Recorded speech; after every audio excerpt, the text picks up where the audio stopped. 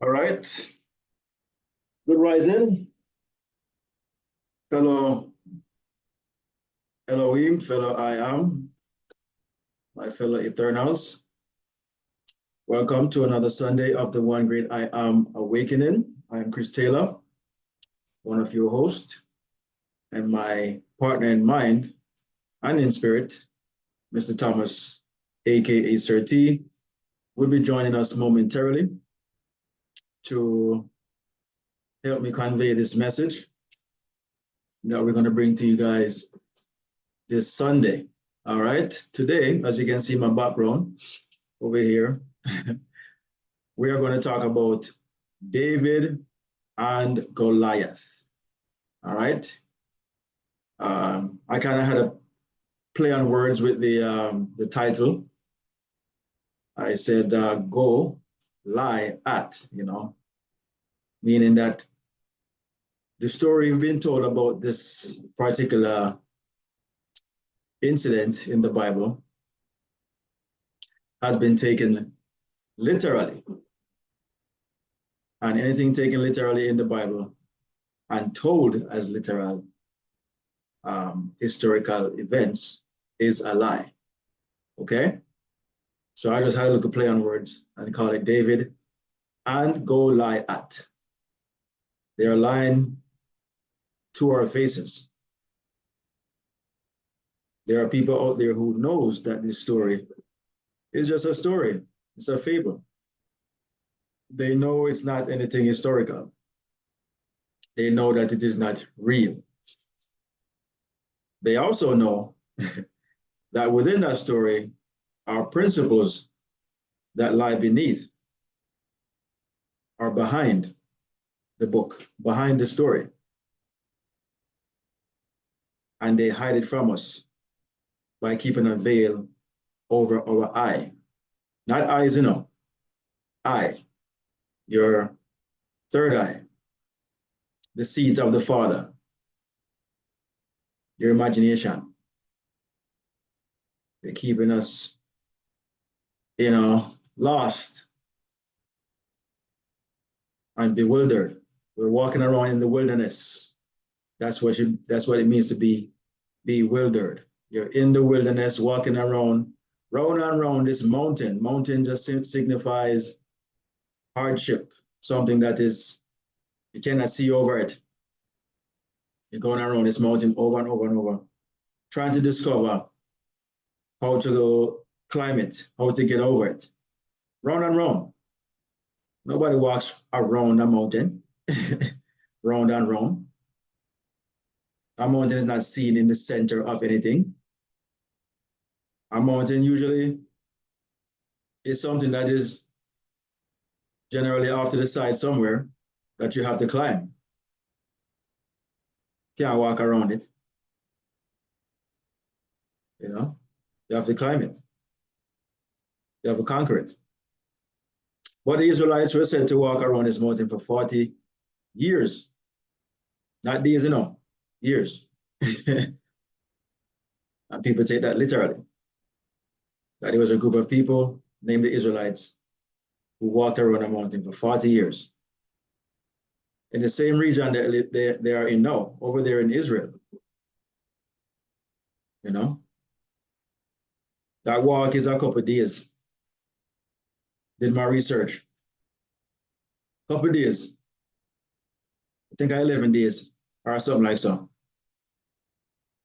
But it took 40 years to walk in the wilderness.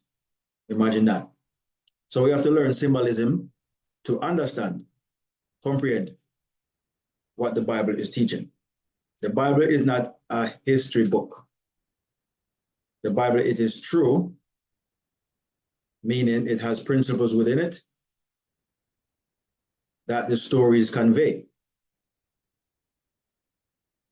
But it is not real, meaning that the stories told were not literal history. All right? So, as per usual, I'm going to read Neville Goddard's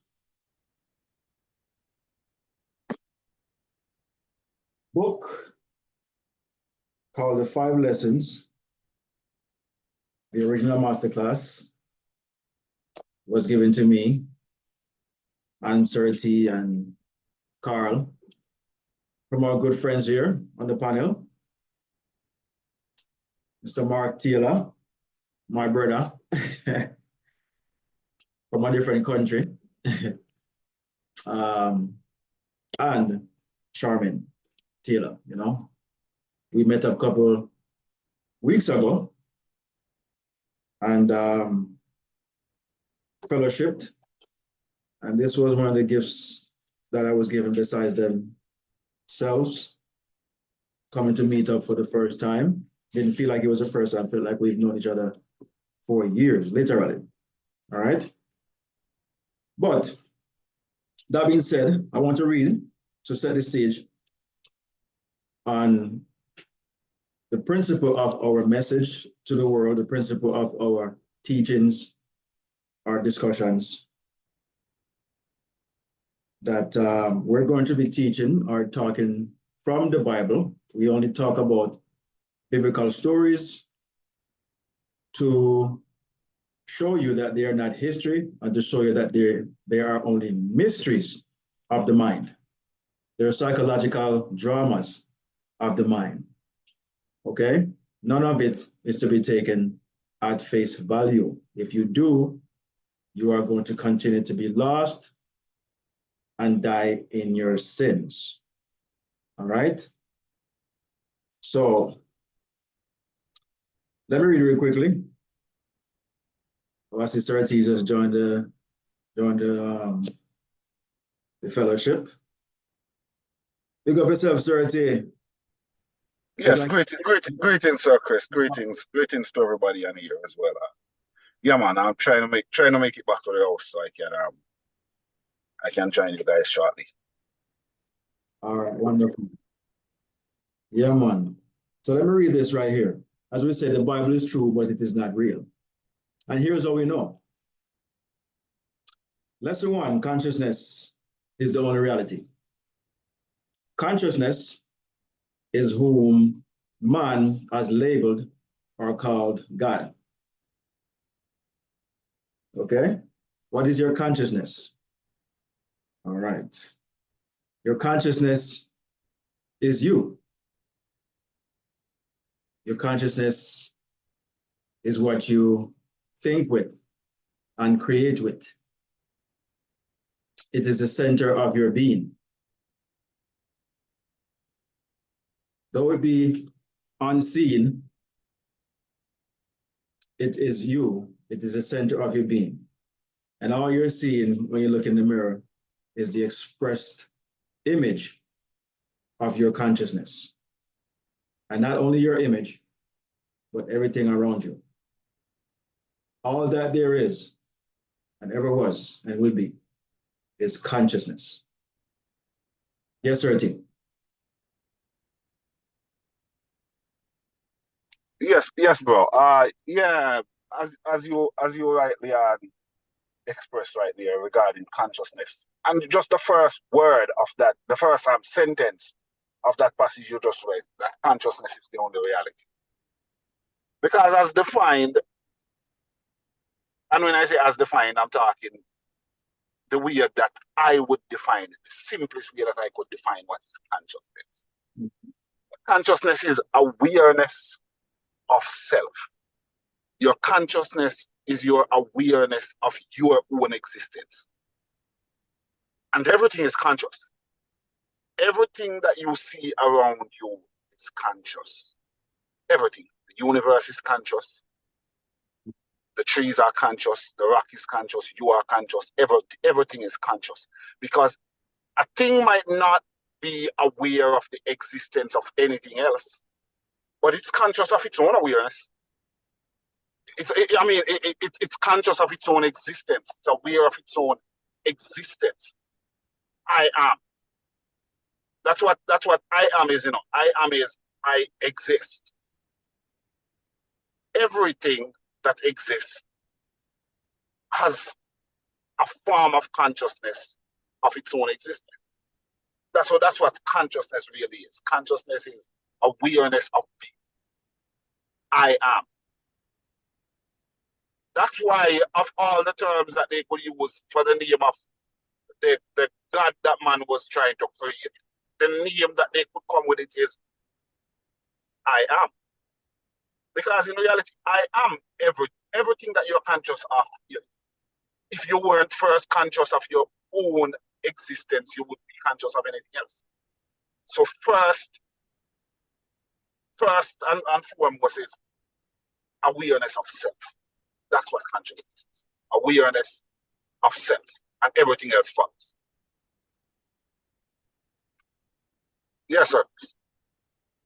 Yes, sir, T. Rightly so. Love how you lay it out plain and simple. Everyone here is aware. Nobody can argue that. May not be aware when we were young, who we are, what we are, but we knew that we are. We knew that we existed. Okay? That's the main principle of I am. Simply awareness of being. So just want to read this to you guys to set the stage. And we're going to move further from there. All right. Now it says this is going to be a very practical course. Therefore, I hope that everyone in this class has a very clear picture of what he desires. For I am convinced that you can realize your desires by the technique you will receive here this week in these 5 lessons. That you may receive the full benefit of these instructions, let me state that the Bible has no reference at all to any persons who ever existed or to any event that ever occurred upon this earth. The ancient storytellers were not writing history, but an allegorical picture lesson of certain basic principles, which they clothed, dressed up in the garb of history. And they adapted these stories to the limited capacity of a most uncritical, meaning people who don't think critically, gullible, buy everything with them hear, with them see, taste, touch, and smell. Their 5 senses rob them. And credulous people, meaning these people, they believe anything. They grab anything from face value. Whatever it says on the surface, that's what it is. Understand? That's whatever it is that they see or touch, taste, hear or smell. That's it. They don't go any further into what could be behind this story. So throughout the centuries, we have been mistakenly taking personifications for persons like Moses, David and Goliath, Jesus, Adam and Eve, Joshua, Aaron, any names you can think of, Samuel, Saul, Paul, any name. These are personifications of your mind. None of them exist. So we've mistakenly taken personifications for allegories, personification for person, sorry, allegories for history, and the vehicle that convey the message or convey the instruction, meaning the Bible. We have taken the vehicle that convey the instruction for the instruction. We have taken the stories for the actual message. And the gross first sense for the ultimate sense intended, meaning anything that we saw first or become sensitized to first, become aware of first, we take that as the message. Never goes on to say, this is very critical right here. The difference between the form of the Bible and its substance is as great as the difference between a grain of corn and the life germ within that corn. What is never saying here? The difference between the form of the Bible, meaning the book itself, and the contents, the substance, not the stories, but the substance within it. the message, the principles. That's the substance, not the story of David and Goliath, but the principle within the story is as great as the difference between a grain of corn. You can see the corn, but that's not what that's not what it is. Okay? And the life germ within that corn. That corn has a tree within it, but we cannot see it. All we can see is a grain of corn. But when you plant it, it becomes morphed into something else other than what we had seen. So if we had seen that's the corn, we would think, oh, that's all it really is. Until you look deeper within.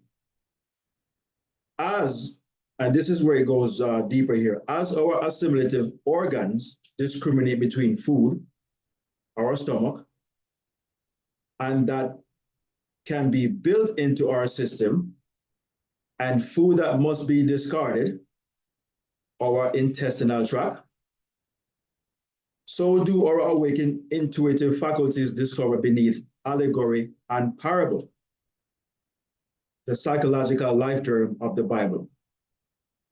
So Neville is saying here that the allegory is the food, and what we get from the food, the substance, is the parable, which is the psychological life germ of the Bible, or the life germ of the parable.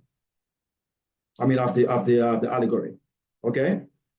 And feeding on this, we too cast off the form which conveyed the message. What are we saying here? If we start to feed on the principles of what we are going to talk about today, David and Goliath, and dash with the Bible and all the stories within it, dash it away, forget about it. If you see the stories as the principle, you have missed the mark and you will continue to die in your sins. Ever coming back to argue your point that the Bible is real, that these are historical events. And so we come here every Sunday to challenge anyone out there watching on YouTube, either now or in the future, or anyone here who believe or accept or subscribe to an historical book that was written not too long ago. And we've mistakenly taken that as historical events when none of the people listed, written about in the Bible have any historical records anywhere else but in the Bible. Nowhere else but in the Bible. Their names are personifications of your mind, and they don't exist anywhere else but within your mind. They have never existed anywhere but within you. Therefore, everything you read in the Bible is about you. Sir Chris, can you repeat what you just said a while ago? That everything you read in that book, it's only existing in two places, in the book and in your mind. That is why it's not real. Not real, meaning it is not reality. It's not reality. That when I say it's not real, I mean it's not reality. A child, David was a child coming to you. Tell us him did a keeping father sheep. And a lion come and he was into and kill a lion. And a bear come and he was into and kill a bear. Do you know what a lion is? Is it realistic for a child to use into and kill a lion? What's wrong with you? Don't you see that is not reality? Has anyone ever done that?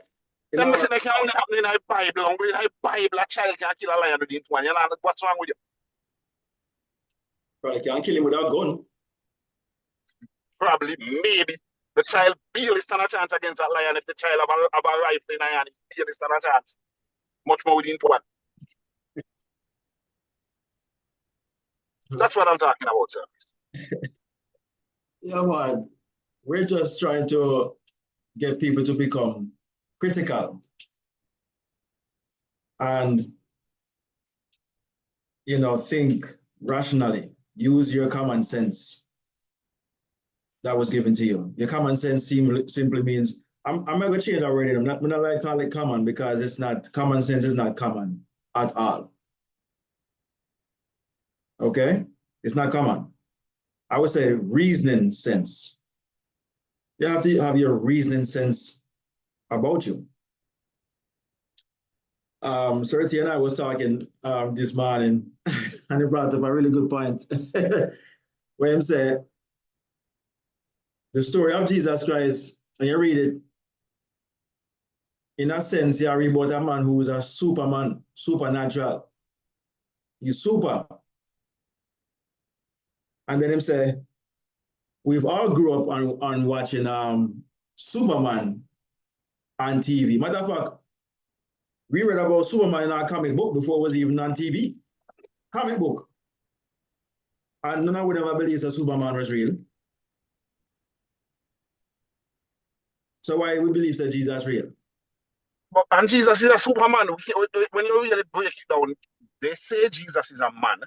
Well, he had to be a man for him to save you from your sin. It's a man substituting his life for your life. So he's a man. Plus, them same born of a woman. He had siblings walk up and down on the earth, sleep like everybody. But you would have to admit that he's a Superman. That's not a normal man. The things that were Jesus are the normal man not doing. No. So he's a Superman. So you've never heard the term Superman, the word. That Superman the way you hear about before him did with you. So why you believe that this is a Superman? That's all Jesus is. He's a Superman. It's not real. The Superman within. All of us have a Superman within us. But there's no Superman outside of us. Doesn't exist. Not even your flesh, a Superman. All right? There's only one thing super about you. And we're going to talk about that today in the story of David and Goliath. Sir Chris. Yes, sir. Come on. Grand Rising. Yeah, man, blessed. If you notice, if you really read in depth, Jesus, he might always make sure say you have faith before him do any thing, It always come back to you, to the individual, You notice that? He might always say, do you believe that I can do this? Or do you believe that? Remember, there's so many examples, but just even one. When the Roman come to him and say, boy, they say, him come to him and say, Jesus, somebody on me had a sick. I don't remember. So I'm paraphrasing. And Jesus said, all right, take me to him, and say, well, we know word for them thing there for carry on my place. I don't saw the thing set already. But just say the word, man. So pretty much the brother say, yo, I believe say if you say it is done, it is done. Now, even though it may seem like he's putting his faith in an outside source away, because he's actually doing that, But what we need to take away from that story right there is, you remember when Jesus said to him, the writing say, Jesus said to him, say, I've never seen no greater faith like this in all of Israel. Yeah. Because man, I believe, say, if you say something will happen, it'll happen. So the man himself, I really the faith within him. Say, if you say the sky is blue, the sky will blue. So Jesus in himself, pretty much the whole of the story I tell you, say, it could boil back down, all the way back down to the individual, Him say all of these things, he shall greater things than these he shall do, Just believe in yourself. I mean, the bottom line that always boil back to the individual, the woman with the issue of the blood.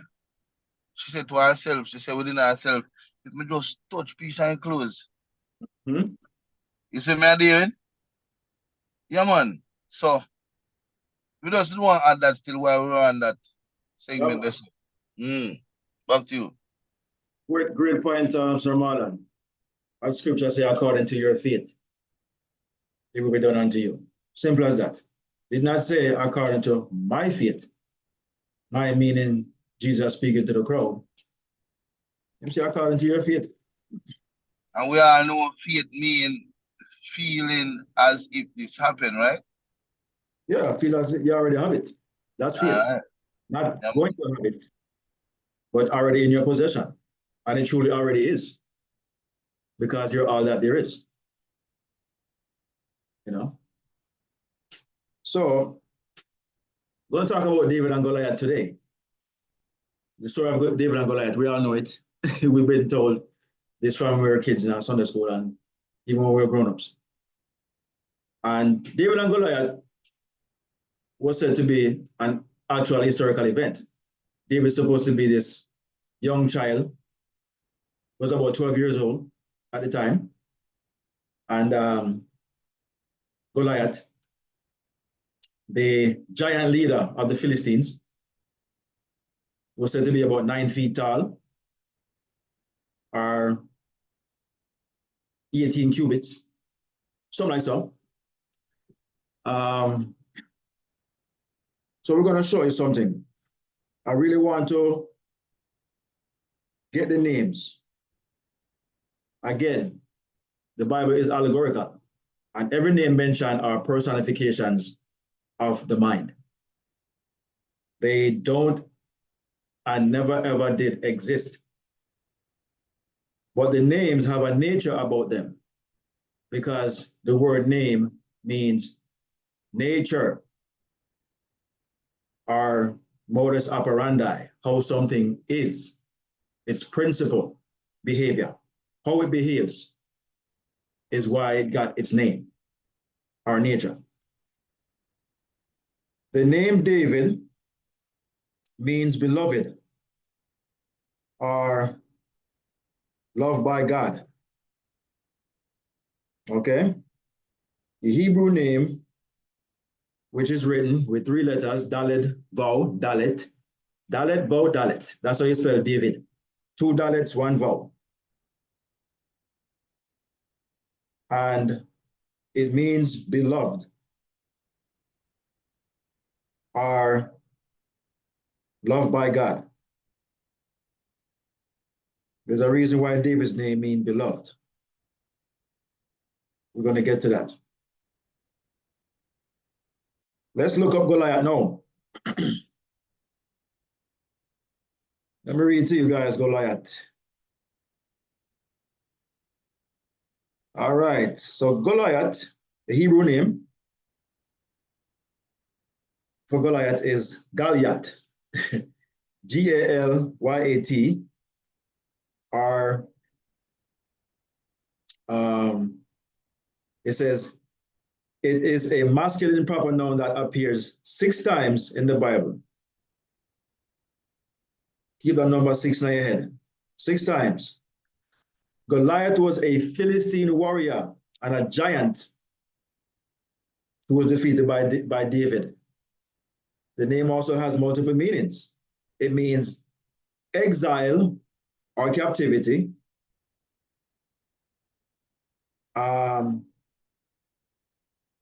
It says the name comes from the Hebrew Goliath, which reflects Goliath's oppressive nature. So keep that in mind, you know. The nature of Goliath is oppressive. It is also seen as exile or captivity. Now, Philistines comes from the Hebrew word Pelistai, which means people of Pelistai. The word Peliset literally means invaders or foreigners in Hebrew and Egyptian. So now we have modern day Palestine has said to be who these people are, even though I read somewhere where it says that These people no longer exist. The Philistines are the Palestine or whatever their name is, Palestine. They no longer exist. And so we have modern day, this story, you know, we're going to talk about David and Goliath, is what's going on right now with Israel and Palestine. I hope you guys recognize that. Palestine is supposed to be this Goliath, and Israel is David. Okay? That's really what's going on here. These people have taken this thing so literally that they are reenacting what they read in the Bible to say the Palestinians in the Bible were defeated by the Israelites. But people, if they were defeated by the Israelites, why are we still at war with these people? If they're the original Philistines, that's what they say, that the Palestinians know are the original Philistines. But the Israelites had defeated them. And according to some of the stuff that I read, these Philistines no longer exist. So who are these people in Palestine now? And why are we fighting? 30 says the Bible stories depict what happens in life, not what happened. It's what's happening right now. So all around the world, there are stories just like this, David and Goliath, going on. As 30 just says, it's not a story of what happened in the past, it's what's happening right now, every day. As I just forementioned, Palestine and Israel are enacting this, they're reenacting this David and Goliath story in their own time. But most of it primarily is because they have taken it literally to mean that they, the Israelites, Israelis, they call themselves now, are the children of God. And the Palestinians are devil worshippers. They worship different gods, believing in this and believing in that. They don't believe in the Israelite God. So they've taken this story to be very similar to what's going on or what went on in the Bible. Both sides, interestingly, are believers of this this Bible, as they've taken it literally. Both sides believe everything in the Bible or the Quran or whatever they use. They take it literally. So both sides are lost and are operating accordingly. Now, let's look at the story about David and Goliath now. David is said to be, in the Bible speaking, the baby of 8 sons. How interesting. 8 sons. And he was the last one, the baby boy. He has an elder brother. And the Bible kind of talk about the elder brother and David. The elder brother did not like David. The elder brother, in this case, represents, you know, the firstborn, obviously. And David is the lastborn. Now, if you remember the story of Esau and Isaac, it's the same thing being told over again with this depiction of a younger youth fighting against a giant named Goliath. But within the inner workings of the story, it is telling you the same story again from Esau and Jacob, who David's older brother represents and who David represents. His older brother represents Esau, David represents Jacob. All right. Now, Goliath was said to be the leader of the Philistines, and he was 9 feet tall. And the Israelites were afraid of the Philistines, especially Goliath. Goliath comes and asks Who want to come challenge him? David said, I will do it. He volunteered. Now, David is a shepherd. He's not a warrior. He's a shepherd boy. Goliath is a warrior. And he comes to take on a Goliath who's using a sword and a shield, and probably even a spear, against a little youth who has never fought a war or battle in his life. But he has a sling. They said David picked up 5 stones. Remember those numbers? 5. Goliath being 9 feet. Right? David picked up 5 stones. They said they were all smooth. And David take one of the stones and struck Goliath in the center of his forehead, and went on to sever Goliath's head with his own sword, and took his head to King Saul or something like so. Now we look at this story and we say, boy, this is a literal story. That some little youth named David killed a giant man. He was the only giant of the time. Nobody else was a giant. And he killed this man. Right? 5 senses. 5 stones. And used one to kill Goliath. Now, how did we come to take in the story as so literal? When we have no historical recordings of these 2 people. We have historical recordings of King Tut that was way before this Astoria was even mentioned in terms of how long that civilization was around. But we have historical representation for those guys. But we have none for David, none for Goliath. The only place you're going to find the story of David and Goliath is in the Bible. Nobody don't think that is funny. That is the only place you're going to find it. Why aren't there any? If we have statue of Egypt with the pharaohs and all the kings and all these people, animals, they've had all kinds of drawings. How come we're not having the drawings of these people anywhere to be found? No drawings of David, no drawings of Goliath, no statue, no nothing. But prior to these stories, other civilizations that existed long ago, they have statues and they have drawings. They have writings on the walls, written in stone, carved in on the stone. Can't get rid of it. It's carved in stone. But we don't have any historical books about these 2 figures here. We don't have any historical books about a flood with Noah and his kid and his 3 sons and their wives.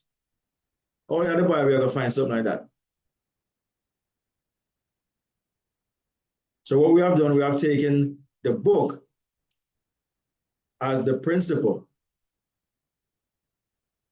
and not the message that it's trying to convey as the principle. We've taken these stories as at face value. We're taking these stories as what the Bible is all about, these stories. And we're taking them as historical events. But we have no proof of them ever happening. But in our own time, our timeline, anything that we have read about, heard about, we have people that can confirm that they were there, or they have books or some literature covering these stories. Something will be passed down from generation to generation. But this, however, was not passed down. It just was written about in the book. David is said to be, his father's name is Jesse in the Bible. Jesse is translated as I am. When Saul asked, who is this? When him killed Goliath and went to the king and him said, whose son is this? And him said, I am the son of Jesse, the Bethlehemite. His father is from Bethlehem. I'm the son of Jesse, the Bethlehemite. That don't sound similar or familiar to you? That story don't sound familiar to you? Bethlehem, Jesse. Jesse means I am. What is the name of the Israelites' God in the Bible? I am, right? According to Moses, I am. Tell them I am have sent me unto you. So if David is telling them that his father's name is Jesse, which means I am, who is David telling them that his father is? He's not telling them that his father is a man named Jesse. He's talking about consciousness, his awareness of being. Now, remember, I mentioned that David means beloved, and the mystical meaning of David being beloved is related to a child, an inner child. Your inner child. This is why David was seen as smaller or as a child versus Goliath. Who does David represent? David represents your inner awareness, the inner child. Primarily, the subconscious mind. Goliath is your outer nature, the part of you that sees everything as giant, hard to overcome, hard to defeat, gigantic, enormous, mountainous, challenging. That's what Goliath represents. Goliath is really the outer flesh, the beast. David is your inner awareness that you have to use to conquer your flesh state, your lower self. That's what David represents here in this depiction. He's not some kid that was born to Jesse who was working under the leadership or guidance of some God in the sky. This is telling you a story about your awareness, about consciousness. And the inner child within you, your awareness, is beloved, is, loved by the Father. You understand? When you look at David's story, it parallels with the Jesus Christ story. When you look at the story, it parallels with it. The David was at 12 when he killed Goliath. I think he became king when he was 30. 18 years after killing Goliath, David became king, the age of 30. David is a foreshadowing of the Jesus story. Jesus was in the temple, turning over tables and all kind of stuff when he was 10 years old. The temple, as we have discovered or discussed in previous weeks, is the body, the flesh state in which your awareness resides. At 12 years old, he was inside the temple, and his parents said to him, say, what's going on? He said, don't you know I have to be about my father's business? Telling you that your inner awareness is who's in control or should be in control. And if we are connected to the world, attached to the world, the outer world, we're supposed to cast these things away. When Jesus did that, he disappeared and came back at 30. Goliath and the church scene, the temple scene with Christ, is the same thing written about in a different way. Same thing. Goliath is your flesh state, the temple.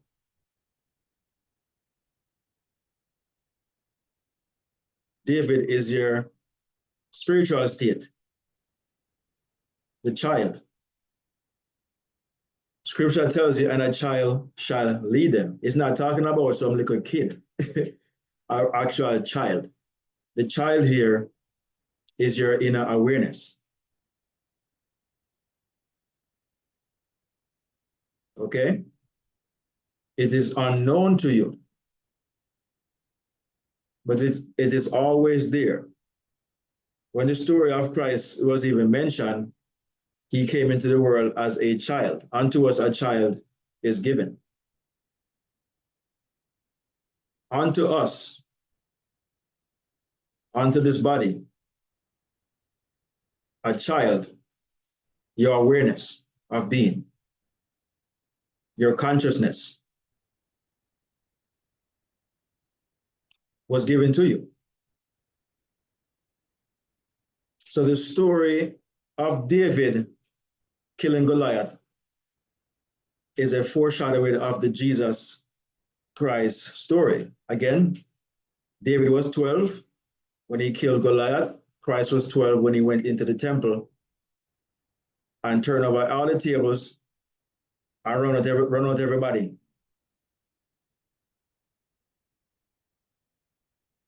Then he disappeared for 18 years.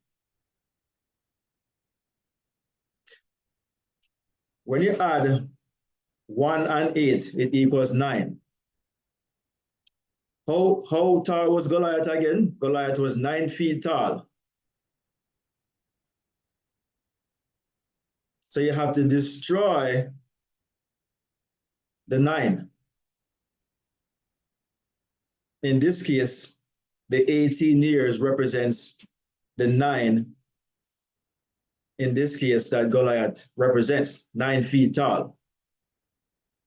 The church, when Christ destroyed everything inside the church, he was missing for 18 years. They say he went to Egypt. Nobody don't know. He just disappeared. We know he went to Egypt when he was much, much younger. But there was nowhere in our Bible where it's written where he went. After doing that scene. How could somebody be around at the age of 12 and then we don't see you again until you're 30? It's telling you something. So the two stories are parallel. They parallel each other. They're side by side. David is the foreshadowing of the Jesus Christ story.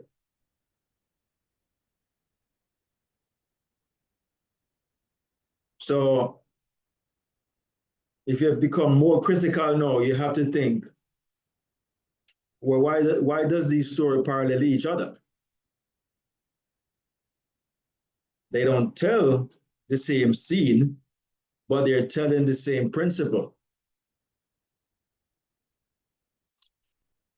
Let's go back a little bit further.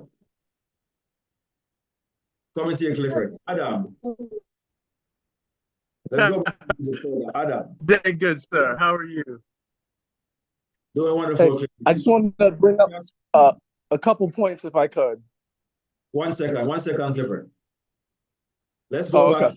Let's go back to Adam. Adam means man, male and female, mankind. When you add up the numbers of Adam, it comes to 9.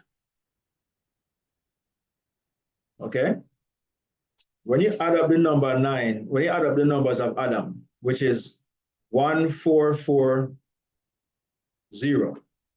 or Aleph, which is 1, Dalet, which is 4, Mem, which is 40.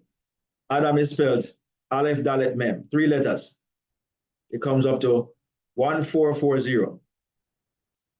In Hebrew, you don't add in double digits, you add in single. So 1 plus 4 plus 4 equals 9. 9 plus 0 is 9. Mankind is that number 9. Okay? Mankind is the number 9. There was a scene in the Bible where Jesus tells Peter to cast his net to the right. Them said Peter caught 153 fishes. Why that number? Why is it so specific? Well, if you add the numbers, 1 plus 5 equals 6, and 6 plus 3 equals 9. There goes a 9 again. They said that the mark of the beast would be in the center of the forehead of man. They said man is the beast, or the number 6 is the beast. But it is 666, which is what the word them use now?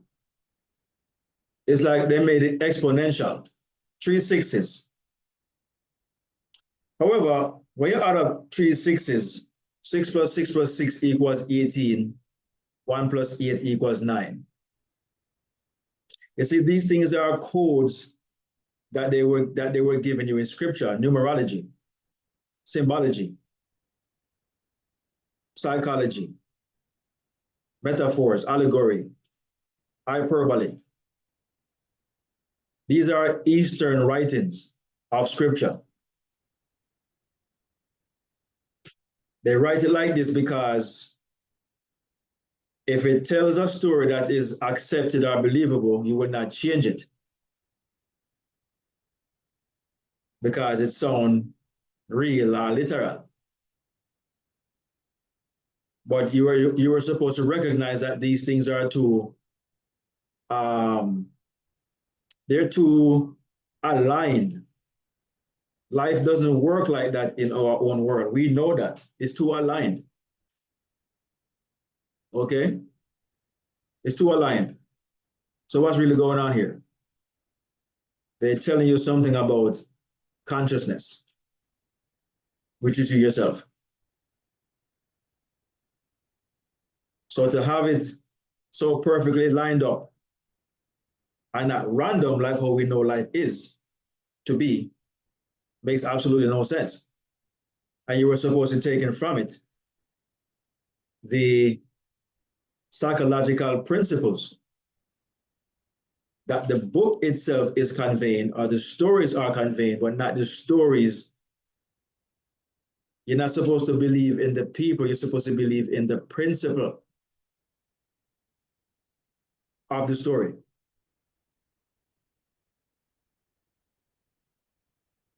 Okay? So you saw how I just broke down all of those things there about the numbers, the numerology. You cannot argue them away when you look at how they line up. So the book must be telling you something of a principle that you're supposed to adhere to or know or follow, rather than following man. Who is man? Theologians, religious people,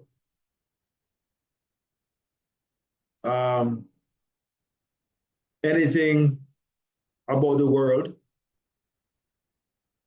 the outer world that is, anything like that is to be killed, cast away, severed.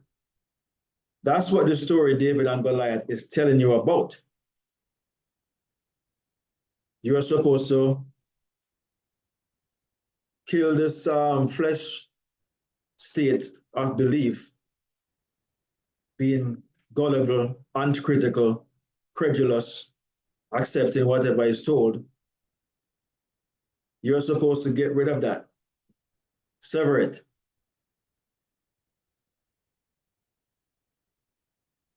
And the story went on to tell you that anybody who killed this Philistine giant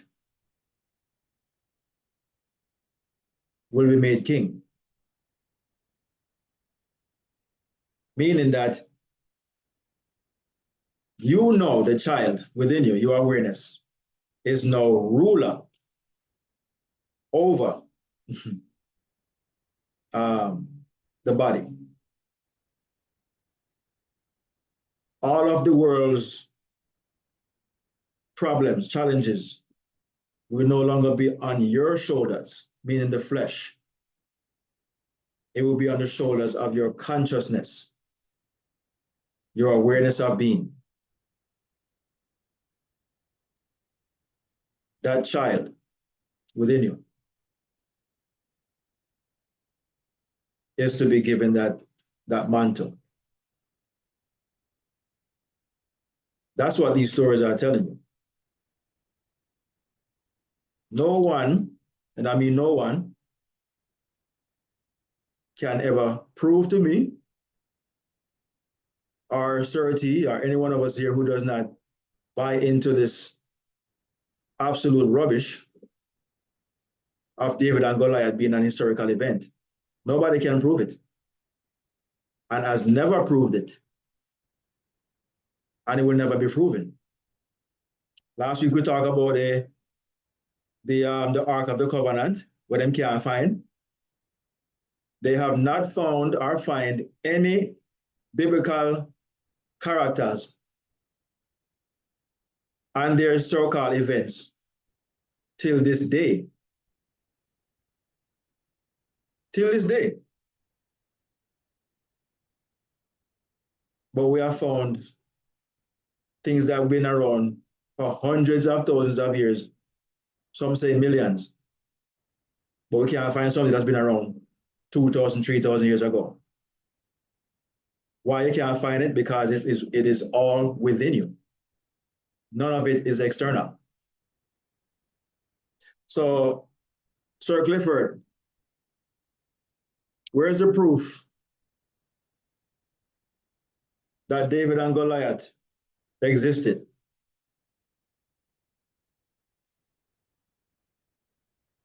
Give me an actual documentation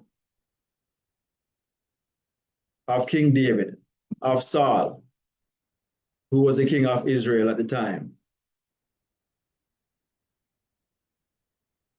Give me a documentation of that. Anybody? Sir Clifford, are you there?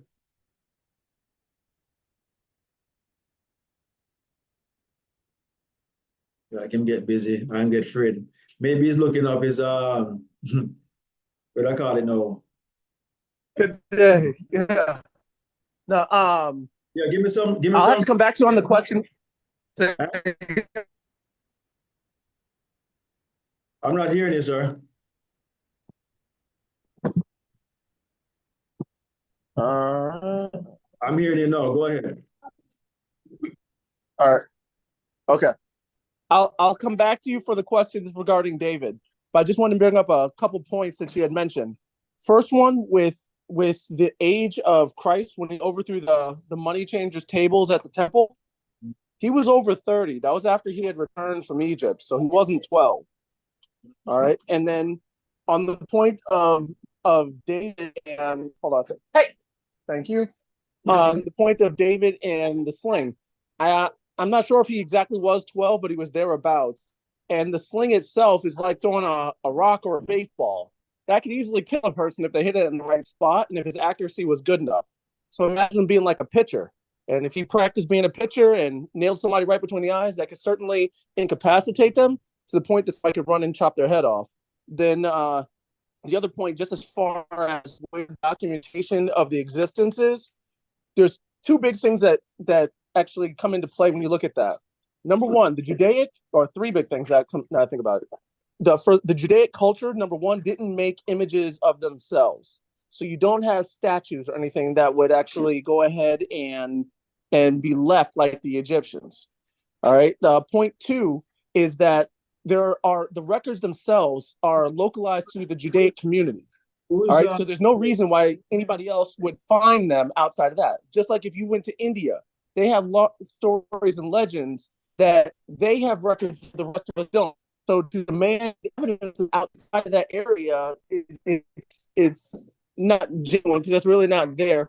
It's localized to that spot. And then the third point would be the Romans themselves didn't like the Judaic people or their system, and much of their works were destroyed in their conquering. So since they didn't have, or excuse me, since their kingdom was destroyed and pillaged by the Romans, you lost many of those records that would have that. And then to that point, many of those records that do exist, conjecture says that they've been absorbed into the Vatican, and unless you can get at the Vatican library, you really can't go ahead and find those records. Just want to make those couple points. Clifford. Sure. Point, let me address first the point you made about Jesus being 30 when he came to the church. Even if that's the case, it was 18 years later. And when you add 1 and 8, it equals 9, which represents this Goliath. So it doesn't matter how you cut it, it's still going to add up to the allegorical story. When you put the two of them side by side, and you're going to get the same principle meaning from them. So it's neither here nor there. Okay. All right. Next. If you said that them they don't build or they were forbidden from building this and that and the third to demonstrate who existed at the time because of Judaic laws. So why did they build Jerusalem? I mean Jerusalem. Why did they build that for? Jerusalem was the city and the temple. I'm talking about images and statues that when you equated them to the Egyptians. All right. The writings were scrolls and statues. So why do we have those? So they don't have that law anymore because all these people know all they have is images of Jesus Christ. So how come that law doesn't apply? Those are modern. Can you explain that to me? Those modern depictions of Christ, those are modern depictions of Christ. Those aren't from the ancient times. No, man, I understand that. I'm just saying you said it's a principle. It is their culture to not have any images of any kind. So Are they breaking the law? According to the Ten Commandments, yes. Okay. So many All right. graven images of what, All right. and the Okay. people that were of that time were observing. The modern church does not observe that. Okay. So anybody who's wearing any chain with Jesus Christ on it, or any earrings, or any clothing, or anything like that, you guys are not going to go to heaven. You're violating the law. Any such things? That's in your. Well, hold on. The judgment as far as whether they go to heaven or not is not up to me as far as saying that. Are they transgressing the law according to Scripture? Yes. Okay. Let me hear what Sir have to say. Go ahead, Sir T. Yes. My question to Sir Clifford is gonna be this. He just explained how David using a sling could have connected Goliath in the midline forehead, which would have incapacitated him to the point where you can run up on him, draw out his sword, and cut off his head. All right, that's plausible. That's possible. I can see a child, a kid, 10, 12-year-old use a slingshot, shoot a big of a man in his head. The man kind of knock out, you run up on him, pull off him, gun off, and waist and shoot him. All right, good. I still not understand. So it's what you have to explain to me, though. How did he, as a child, catch a grown lion? Can you tell us he grab the lion by the beard? You know? The baby lion have no beard. The baby lion have no beard. So how did he grab a grown lion and kill the lion with his own hands? And he did that when he was younger. He said, before I was keeping my father's sheep, and a lion come and me murder him, and a bear come and me murder that too. So he was even younger than when he killed Goliath. How did he at 10 or 11 years old kill a lion and a bear? He said, with his bare hands. It left out the whole possibility of you saying he used a weapon or anything. You know, he said he killed the lion with his 2 hands. How did he do that? I don't remember it saying with his bare hands. Yes, it says with his hands. It said with his bare hands. I'll have to put the scripture on that. Okay. All right. Let's assume. Let's assume. But right now, let's assume it says. Let's assume he says with his bare hand. I know that's what it said, but let's assume. Let's assume that that's what it does say. With his bare hands. How would you explain that? Hold on. I'm looking at that. I'm questioning the bare hands part because I'm looking at 1 Samuel 17 and 35, where he's actually telling that story. And he says, I went out after him and smote him and delivered it out of his mouth. And when he arose against me, I caught him by his beard and smote him and slew him. So the servant slew both the lion and the bear. This uncircumcised Philistine shall be as one of them, seeing that he hath defied the armies of the living God. So smoting doesn't mean is with his bare hands. No, hold on. The only he said he grabbed him by his beard with his hands. Right. Grabbed him with his hands and smote him. Doesn't say he smote him with his hand. Just because you grab somebody by their hair, you can still chop off their head, just as he did with David, or excuse me, just as he did with Goliath. It's saying that he had a weapon. The only thing mentioned there is his hand. A weapon was never mentioned. You are imagining. You are bringing in a weapon into the whole story. You're even the possibility of a weapon. What is mentioned is his hand. On the fly. The only thing mentioned is his hand. Nothing else is mentioned. Like in the David story, in the Goliath story, the sling was mentioned. In the Goliath story, the sling was mentioned. There's nothing that says it was his hand. Hold on. Again, in the Goliath story, it is stated there that he used a sling. And it is stated that he used a sword to cut off Goliath's head. In this story, the only thing mentioned is his hand. He grabbed him by the beard, he smote him and killed him. It didn't mention that he smote him with a stick or with a stone or with anything. It said he grabbed him by the beard, so you can assume that he used the hand to grab him by the beard, and he smote him. Right. Now, just as you can assume, it specifically says his hand, but just as you're assuming it's his bare hand, you can assume it was a weapon in his hand, because logic doesn't say that a child, his hand is strong enough to kill a bear or a lion. Why did you'd it? have So, to so hold on. So logically why assume that did it's it not? a weapon. Why did it not? Why did it? Not, if there was a weapon involved, why did it not mention the weapon? Was it trying to accentuate or in trying to exaggerate the miracle of the performance, the strength of the boy? If he used a weapon to kill the animal, why didn't the Or story mention the a weapon? retelling of a child's story, and the child didn't include the detail of what he had in his hand. And Clifford, you notice where you're really good. You notice the kind of excuses you're trying to make for the story because when you put the story You're assuming story a hand just so it proves your point. Logically again, speaking, an 8, 10, 12-year-old child's hand isn't strong enough by itself. So logically saying, you would have to have some weapon or something in there in his hand. Hold on. Did the scripture mention a weapon?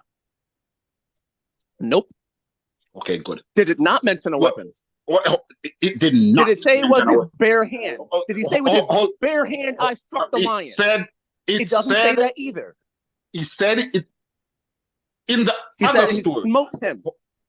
Just give me a second. In the Goliath story, with the same David, it mentioned that a sling was involved. It mentioned that 5 stones was involved. It even goes to the limit of describing the stones to you, that they were smooth stones when you get from under the book. It tells you that he grabbed the giant's sword and cut off his head. You notice how detailed it told you that story, tell you everything involved. Why over here in this story, it does not mention anything except he grabbed him by the beard and smote him and killed him.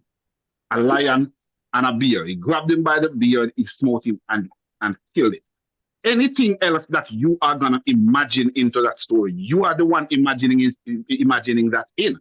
The story only tells you that the only thing that you can logically grab from the story as it is told is that he grabbed the lion by the beard and smote him and killed him. What did he smote him with? Could it have been a rock? We don't know. Could it have been his hand? We don't know. Could it have been anything? We don't know.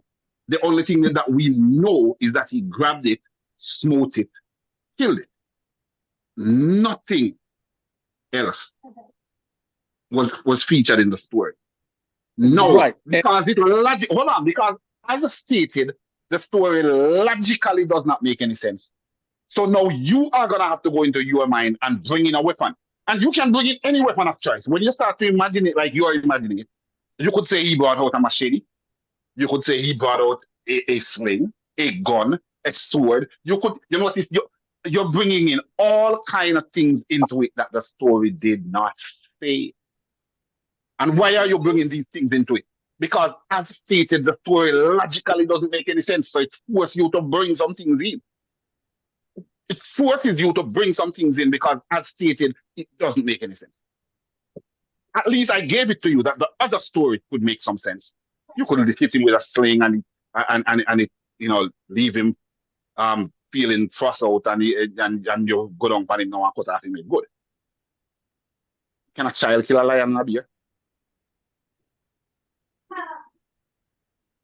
All right. So on that point, when you're retelling the story, David's standing in front of Saul as he's saying what he can do. And Saul can see he has a sling in his hand.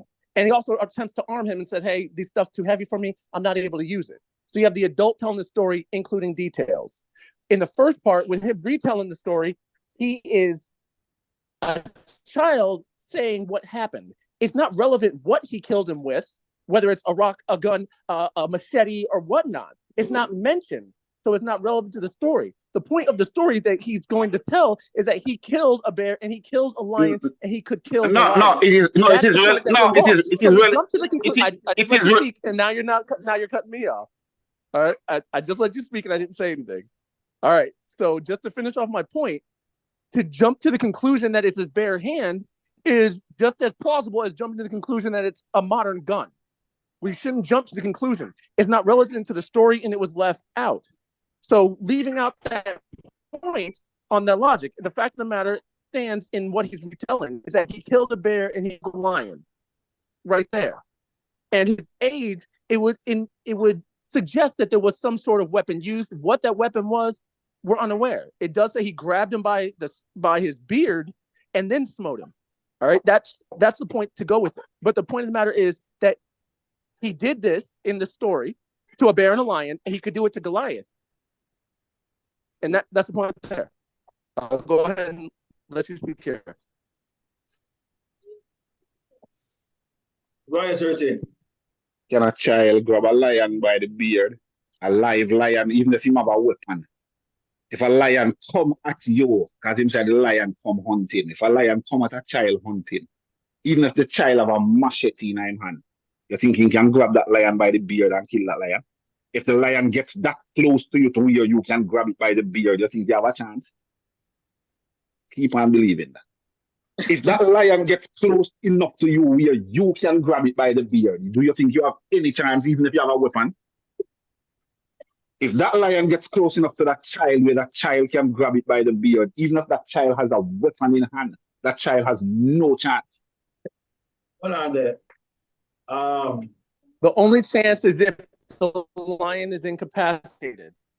So if he had a sling as he did Goliath and it knocked the animal out and he ran up with something, grabbed it by the beard and killed it, whether he stabbed it in the eye, whether he beat it over the head with a rock, whether he did something, it would have to be incapacitated. So something that was done that knocked it out cold. That's what's saying. Because you're right. A child couldn't get that close to a live lion that's awake and aware. It just wouldn't happen. So it had to be incapacitated in some way or some fashion. What was incapacitated? And then he said he took the lamb out of the mouth, which is why he got close. He took the lamb out of it. Hold on. What was incapacitated? The lion and the bear? Yeah, that he must say David incapacitated the lion before he killed him. Because he did something. He did something, ran up to the lion, took the lamb out of its mouth, and then grabbed it by the beard and killed it. All right. It doesn't say what weapon was used, but it's implied that a weapon was used when he said he smote it. Okay. All right. Hold on, Clifford. Sir Marla, let me ask you this question. Because you sound like a Christian right now, Sir Clifford. You sound like a Christian right now. Where's Sir Marla there? Yeah, man, I'm there, yeah, man. Ready for chime in. Let me ask you this question. We're looking for critical people with common sense, reasoning sense. All right? Because Clifford just said that the lion was, I posted in the room, you know, the Bible verse that talks about this attack. Let me read it. Where it says, but David said to Saul, your servant was tending his father's sheep, when a lion and a bear came and took a sheep from the flock. I went out after it and attacked it and rescued the sheep from its mouth. And when it rose up against me, meaning that it was not incapacitated, it rose up against me. I grabbed it by its mane and struck it and killed it. Your servant has killed both the lion and the bear, and this uncircumcised Philistine will be like one of them. So, Sir Marlon, yes, right now said the bear and the lion was probably incapacitated because a child cannot kill a lion with a sword or knife or whatever. A child, you know. So, does that sound like, according to the verse we just read, this lion was incapacitated? No, man. Then lion and a bear rose up against me, David. No, hold on. What I'm reading, who posted this here? It was you that posted it. I'm following in the screen what you posted, you know. And they will say a lion and a bear, you know. They say a lion or a bear. Let me tell you why that is relevant to look at. So we already deal with assumption. It said a lion or a bear came and took a sheep from the flock. So for all we know, I could have one little mongrel dog and they make it look. So if it's a mongrel dog, no, David definitely can angle a mongrel dog and smote it. Why should we? Because we're already in assumption, you know, we're already in the mode of assuming what it could be. So it could have been a little mongrel dog. But them say lion or a bear, so they're not sure what exactly it was. That's the first thing. Who said that? It's in the script. It's in the script where you just post. No, man. Who said lion or a bear? And David said to Shaul, your servant was tending his father's sheep. When a lion or a bear, no, see, we are loop and transliterated our text, so we cannot stay from this vantage point and say whether or not it said or it. We read where it said what is written here, taken from the scriptures itself. But how can we be sure? Hold on. How can we be sure that it is either or? That's the first thing. We asking now. And this is allegorical. No, hold on. I want to finish. I want to finish. That's the first thing. Hold on, Clifford. Well, let Sir Marlon answer my question. Yeah, man. So we're already dealing with assumption. No, Sir Clifford said, because Sir,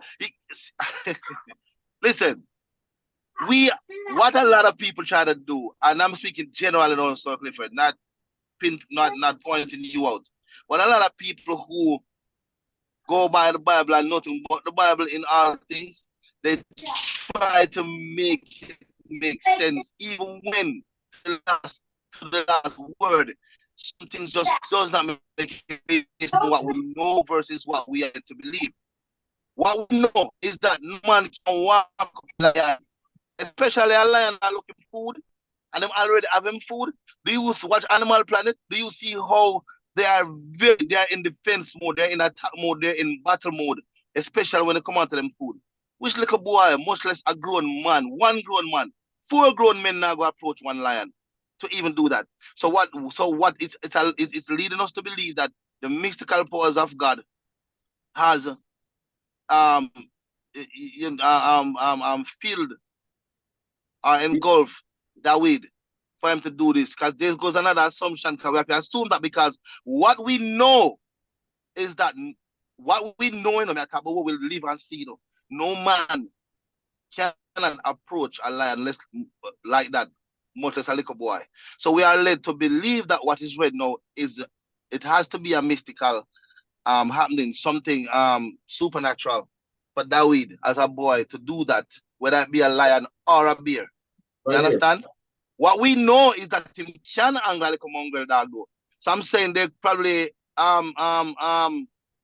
exaggerated the animal who did it. It could be a fox, and it was exaggerated to say it was. I hope you guys see the point I'm trying to make, because we're already in assumption. I said it could be a lion or a bear. That's what Christian would argue. They would try to dance around it and try to dumb it down, as Sir Clifford just did by saying that the lion was probably incapacitated with the story. Never tell them nothing about incapacitated. They said the lion was against me. Right, Sir Clifford. So this again, you kind of loop on, you kind of water down the things to make it. Hold on, you kind of watered out by saying the lion could have been incapacitated. I must have been incapacitated. I'm paraphrasing what. Now, there's no water. I'm going. So when you look at it, and it says, in bracketed A, and attack. So he attacked it in some way. It did something to the lion. There's no assumption. There's no mythology. There's no adding to it. It says the lion was attacked, and then go down to hold on. When you go down to the second part of A, where it says he grabbed it by its mane and struck it. So he attacked it in some way. So therefore, it was incapacitated in some way, and then he grabbed it and attacked it and killed it. All right, number one. Number two. Just to let me finish. When it says in part B, he said killed both lion and bear, saying that there was a lion in one instance and a bear in another instance. So it was both animals, not one or the other. So when it's saying in the first part, when a lion or a bear came against it, he did this. So this implying, and here's where we make a jump, that there were multiple incidents where there was a lion and there was when there was a bear. So what it's saying is a lion or a bear. When either one of these animals came up against his flock, he attacked it, thereby incapacitating it, then struck it. This is the literal passage. There's no jumps. I'm just saying that other people are jumping to other conclusions and prove a point that is not there in the scripture. Clifford, It said the lion rose up against me, right? After it was incapacitated, it rose up. I knocked it out and it started to wake up, is what it's saying. It's not saying it reared up, roared, and went after it and came at it with its claws. You're jumping to conclusion. Clifford, it says it rose up against when me. it rose up against me, I grabbed it. When it woke up, when it started to wake up, when it started to arise. Meaning it was groggy, it was something. It was rising up. So Clifford, yeah, read it now, man. Come on. Read it. It said no, it was attacked, and then it rose That's up. A big so if it was assumption attacked, right it was knocked down. And then when it arose, it jumped up. So it came up after it was already knocked down. Are you not Because it was down to the point that he could go and take the lamb out of its mouth. You're making an assumption. It's not an assumption. It's the text. Look at the passage. No, you're filling in gaps. Sir Clifford, you're filling in gaps. No, look at the passage. Read the passage. We're reading Read the passage. Right at A. Right at A, it says attacked it. Okay? It means it was attacked. He went up, took the lamb out of its mouth. A lion that is awake or a bear that is awake, you're not going to walk up and take a lamb out of its mouth. It has to be incapacitated in some way. So you're jumping to conclusions to say something that's not there. So now when you use the word arose, means that it was asleep and then arose. I'm being as simplistic as possible. Clifford, you're making us that is an ambiguous description. You're doing the same thing too, though. That's ambiguous. When something rose up, it could mean somebody rise up against you, above you. Right, but he walked out and took a lamb out of its mouth. It took a lamb out of its mouth. If it's awake, he's not taking the lamb out of its mouth. Okay, because you're taking the story literal. You're taking it literal. I'm taking the story as it's written. Let's hear what Serti has to say. Serti, go ahead. Well, all I'm gonna say at this point is if you read a story or if a man come to you and tell you a story verbally, and the way the story is told to you or the way it was written and you read it, you have to then fix it up in order to believe it. Because as given, it's unbelievable. You can't believe it the way it is given. You have to fix it up and then believe it. Then it shows me that you're not believing the story out of being convinced by it. You're believing the story because you feel like you have to believe it. Even if it means that I have to fix this story to believe it. I have to believe it. So I have to fix it in such a way where it becomes palatable to my five senses, to my common sense. So you fix it up and then you believe it. And that's what I see happening here. The story is being fixed up so that it can be believable. I will soon explain. Or you're fixing it up to state a point that's not there. Clifford, I'm going to explain what the lion and the bear represent so you can come to your senses, okay?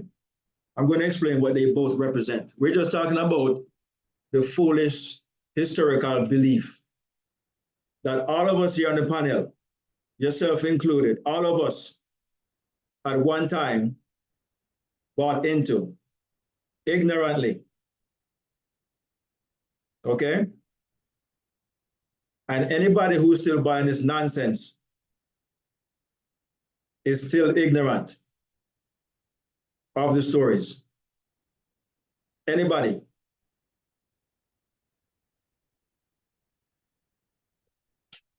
I just looked up a question asking, how old was David when he slayed this, what is it? How old was David when he was anointed? How old was David when he killed the lion and stuff like that? When he killed the lion, does anybody know David's age? Anybody here? The Bible doesn't say it. So anybody say it, whether it be a theologian or whoever, it's just gonna be an assumption. The Bible doesn't say how old it is. How old was he, Clifford? Okay, it doesn't specifically say how old he was in this passage, but you can infer that when he became king and Saul had chased him for a couple years. I'll have to look it up to be more specific, but I think that was like 15 years, and he was like in his early 30s when he was king. I'm doing a couple things. I'm gonna try to look it up and be more specific as far as the number. So give me a moment. Yes, we know from reading the scripture that he was not yet an adult. Because when he was first anointed by Samuel, he was still a child. He was, and he's telling the story that long before that happened, him kill lion and bear. So we know that the killing of the lion and the killing of the bear was before he was an adult. Or what he was, we don't know. If he was 7 or he was 14, we don't know. He was not an adult. So nobody know how old he was. There's no way to know unless the scripture did say. God, that story don't exist nowhere else except in the Bible. So you can only go with what the Bible says. We can only go with what the Bible says. You see that? Nobody else don't have the history of the story except in the Bible. Where else can we find this story? Why would they? That's the thing. It's a story from Judea. Rome is the one that took the Bible, made it into the compendium that we see today, and they despise the Jews. So why would they keep an accurate record that you're looking for? It's not there. So you're confusing the Does the Jews have a record? Clifford, without the Bible. Many of their records were destroyed when they destroyed the temple. So there is no record. So there is no record neither. Listen, man. We're not arguing. We're not arguing, brother. I'm just asking you something. So there is no record. There is no real record about David and how the story go. I'm talking any record in furtherance to what's in the Bible. The only record that exists anywhere on the planet right now regarding this is what's in the Bible. So neither Palestine, Jerusalem, nor Rome have no further details on a story apart from what we see in the scripture, right? I'm not aware of one. I think there would be one, but I'd have to search it out to say 100%. I'm not aware of one. All right, brother.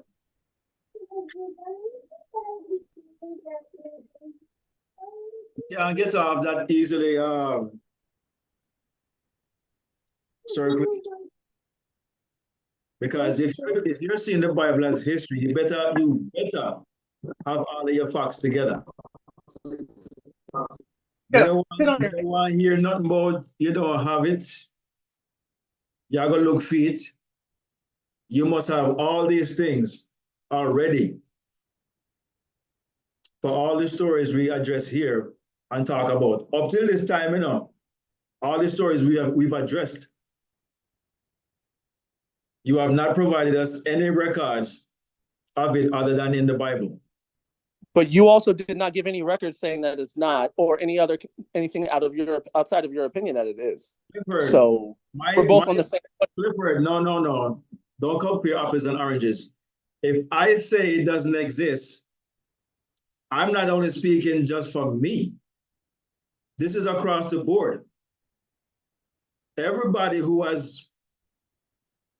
are the Christian world and the non-Christian who have been researching, trying to find these places, nobody has found it. Common sense will tell you, if I find nothing, that is my proof that it doesn't exist. I don't need to find something that shows me that it doesn't exist. It is incumbent upon you. You are the one who have to prove that it exists. I don't have to prove that it doesn't exist. Yeah, the burden of proof. Anyway, the burden of proof is on the person making the positive claim. The person who is making the positive claim, the burden of proof rests on that person. Let me say it this way. When a man says God exists, like Clifford said, the Most High exists, God exists somewhere, and I said there is no God, the burden of proof is not upon me to prove that there is no God. The only reason why I'm saying there is no God is because you said there is a God. If you never said there is a God, I would have no reason to say there is none. In other words, the original statement wasn't someone get up one day and just start saying, there is no God, there is no God. And after that, people that said there is a God. No, the original statement was people coming out there saying that there is a God. And until they can produce that God, then there is no God. The man that is saying there is no God, even have to prove that there is none. The man that said there is one, he's the one who has to prove that there is one. So the burden of proof is on the man making the positive claim.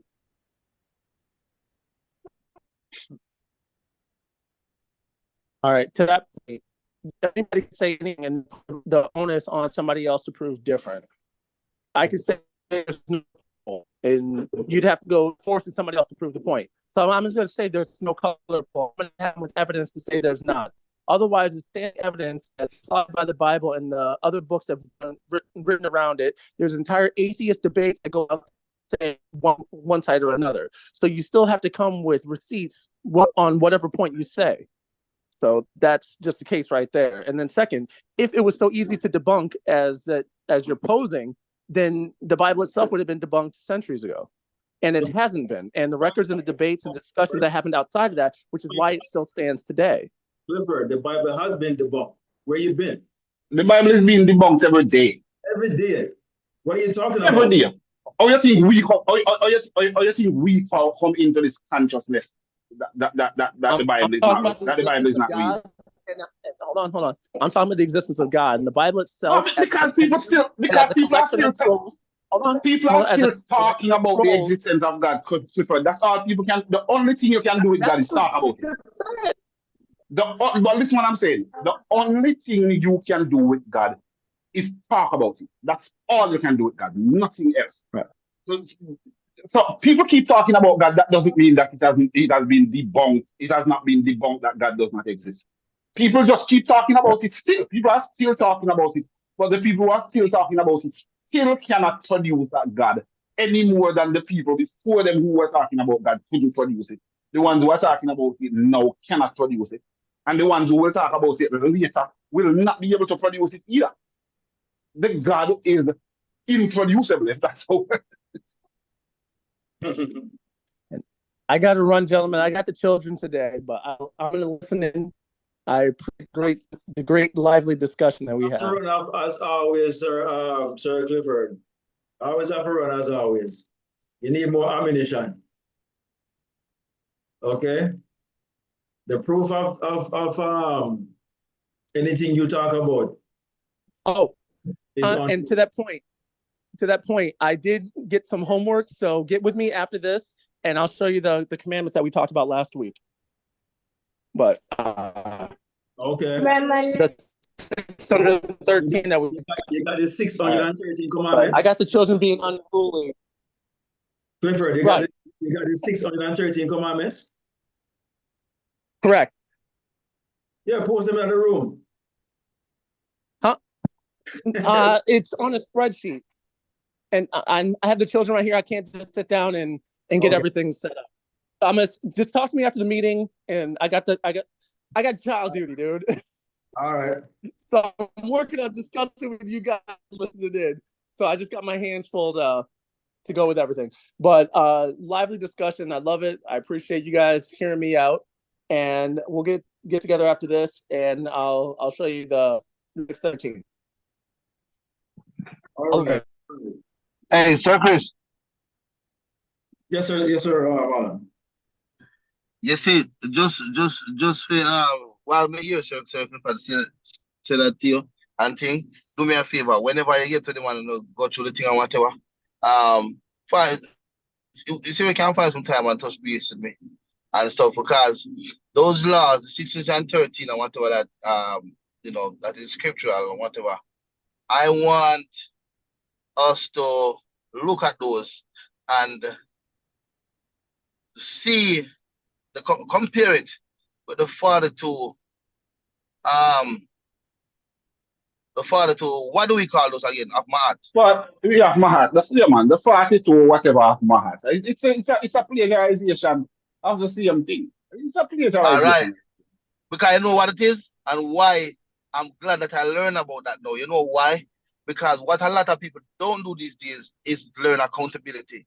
Why I like the Father to laws are whatever. Affirmations. 42 affirmations of Mahat.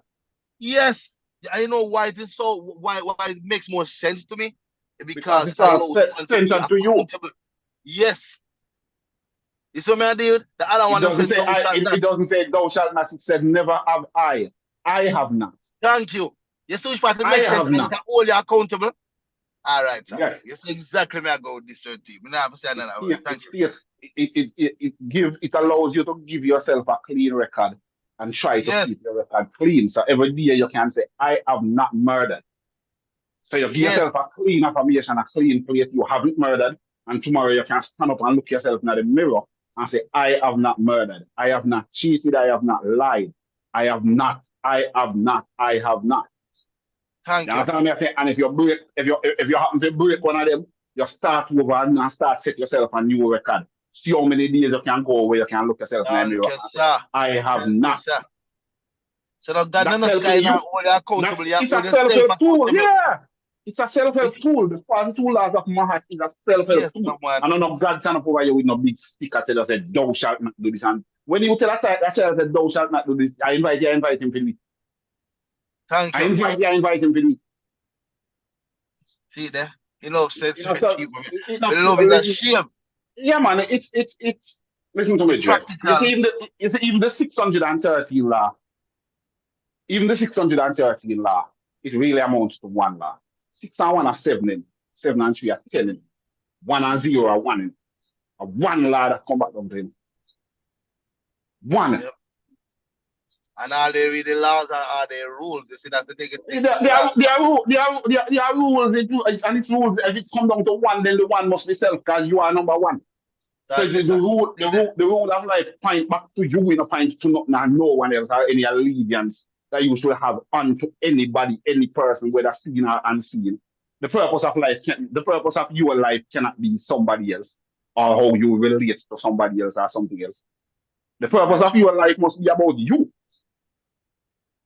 One. Naturally. So anything at all we're gonna find you and drag you down some road where it starts to speak of otherness. There is no otherness, because even if there was an other that we call the Most High or God, He doesn't exist if I don't exist. Let me say it again. Because who are going to be a witness of him? Thank you. You notice I didn't say I don't exist if He doesn't exist.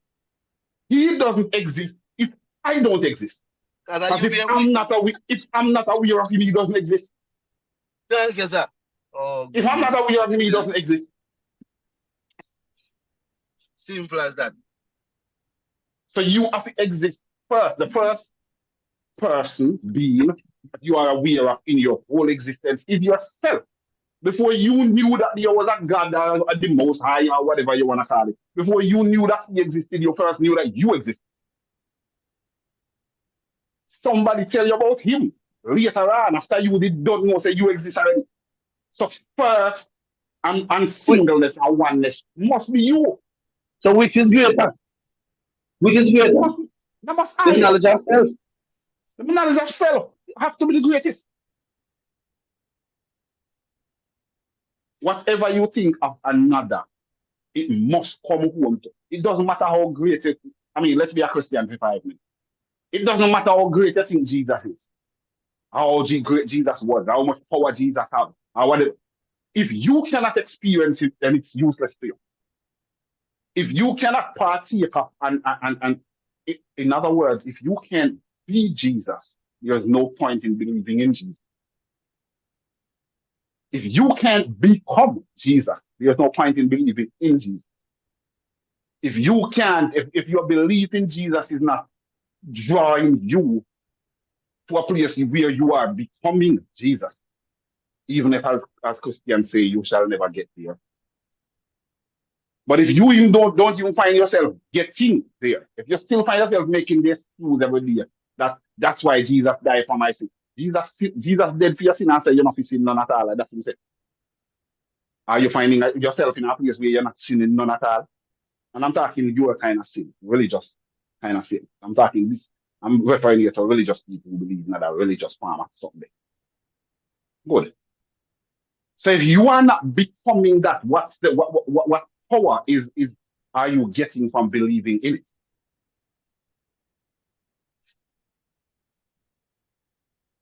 You see that? No matter how powerful you think the thing is, if you are not becoming that thing, if you are not, if that thing is not pulling you into the power and fullness of that thing, then what do you have that I don't have? You believe in it, I don't believe in it. Both of us are powerless, according to you. You know, again, it's gonna be said that, well, at least we have prayer, but does prayer work? Does it work every time? If it doesn't work every time, then it doesn't. It's random, just like everything else. If it doesn't work every time, then it is random, like everything else. A lot of things that you see happening in life is random. You saw the thing that I posted in the room with the dog, with the guys come out of the car trying to kidnap the little girl. And here comes a dog out of nowhere. The dog just run on the scene, just happen and growl at the driver, and the driver in the car jump back in the car and drive. And he was gonna kidnap that girl in that alley by herself. Little girl. Somebody's gonna say, well, God send the dog come. No, the dog just there, which I think supposed to. The dog just you will never be able to prove that it was God that sent the dog come. You can believe that all you want. And not if that's what you believe, that's what you believe. Fine. Okay. You will never be able to prove that it was God that sent that dog. And what all I'm saying is that the dog is there and he's supposed to be there. You will never be able to disprove what I'm saying either. Sorry, if the dog never come and the man them kidnap the girl, who send the man them come? Yeah, the God name was say them come. No, him send them come. Them are gonna say the devil. The The devil send them, and the devil send the man them come. You know? But if you kidnap a little girl, which has happened millions of times in this world, or them never get saved. Why they never get saved? Why that child never gets saved by a dog or someone? Why that happen? We're talking about a child, especially a girl. You know, Sir Chris, this bring me back to something I saw recently. Similar thing to this, but let's ask this question, right? You remember all right. How does this work? Right?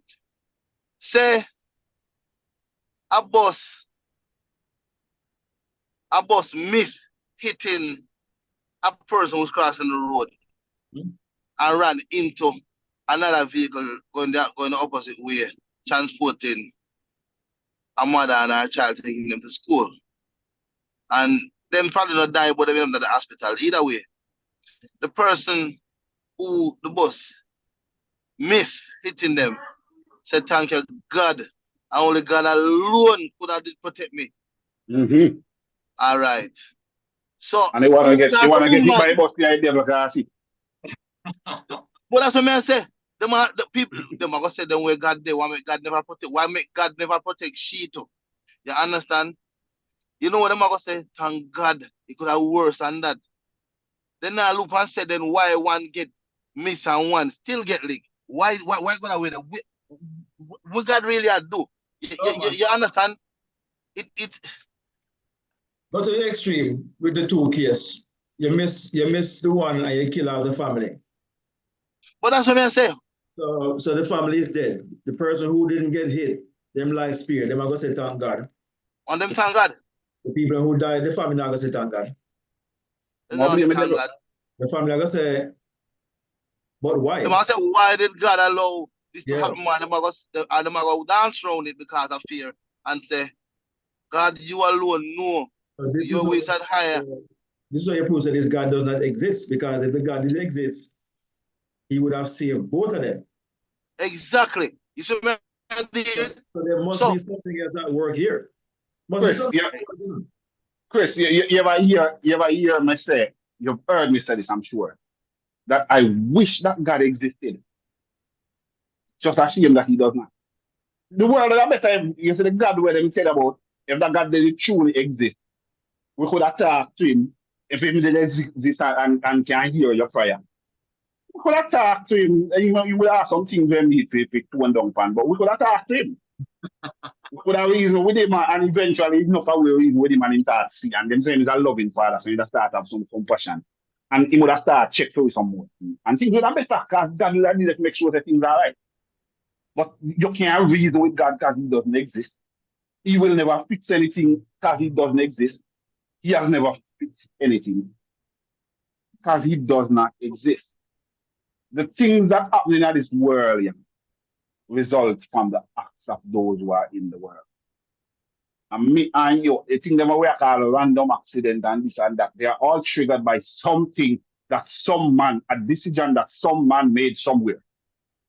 Everything where you see happen is a random, it's an effect of a cause. And what's the cause? Some man made a decision somewhere that caused that to happen, that caused that to happen, that now this has happened. And the man who made the original decision might not even know the effect that it has caused. You understand? The man who began slavery, he never leave it out to see where in decision time.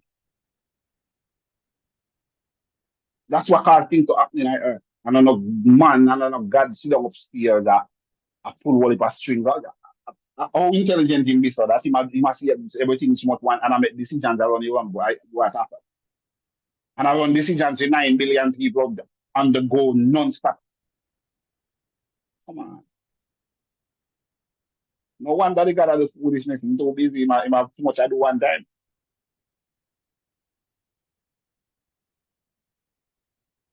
It's just a set of happenings that keep producing results based on what mankind on the earth are thinking and the decisions that mankind is making as a result of what they have been thinking. And those results, those results become causes, and those causes cause other effects, and things continue to capitulate down the line. That's how it has always been. That's how it shall always be. No ending to it. Just watch it. Circus, and I reasoned this to you earlier this week. And my reasoning is that no man on the earth has no right, regardless when a book said. No man has no right to go to no other man telling him what he should do and give his life to the Lord because when he dies, such and the new heaven and new earth. And no man has no right to go to no man to tell them that. And I'm going to show you why. In now 2024. So let's say 1724. 300 years ago today. Man lived upon the earth and go on and tell man the same story. Said there's gonna come a day when the eastern skies or whatever skies shall burst open and the Lord shall come with his angels and start up to meet him in the air and all kind of stuff. Sure. Anyway, can't go Spanish.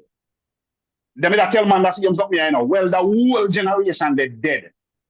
Everybody who was on the planet at that time, the ones that were telling this story, and the ones who were hearing the story, the ones who believed it, the ones who didn't believe it, they are all dead and gone now. 300 years ago that was. Their children have all died as well.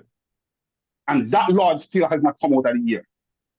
Remember now, everybody who was on the earth at the time, nobody got to prove. Say what the man then did I say either lie or true. And life continued just fine. We're there right now, I live at a higher level than they were living.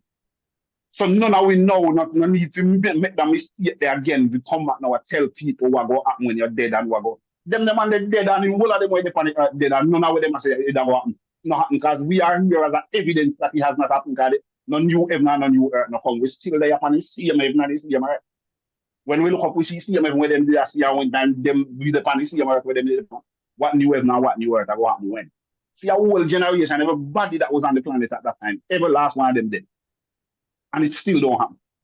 So what did it benefit them if them did believe it or if them never believe it? What's the difference? Not change at all. Okay. Still the same. You know? When we say, we tell people say God no exists. We're using the examples, as I mentioned, with the dog, Surety, and the example of Marlon Leo, which does happen, wherein one life was spared and multiple others taken. And in the case of this young girl, her life was spared. So God saved she, at least that's what some people would say, but did not save the family, who I might add probably just left a funeral or even church.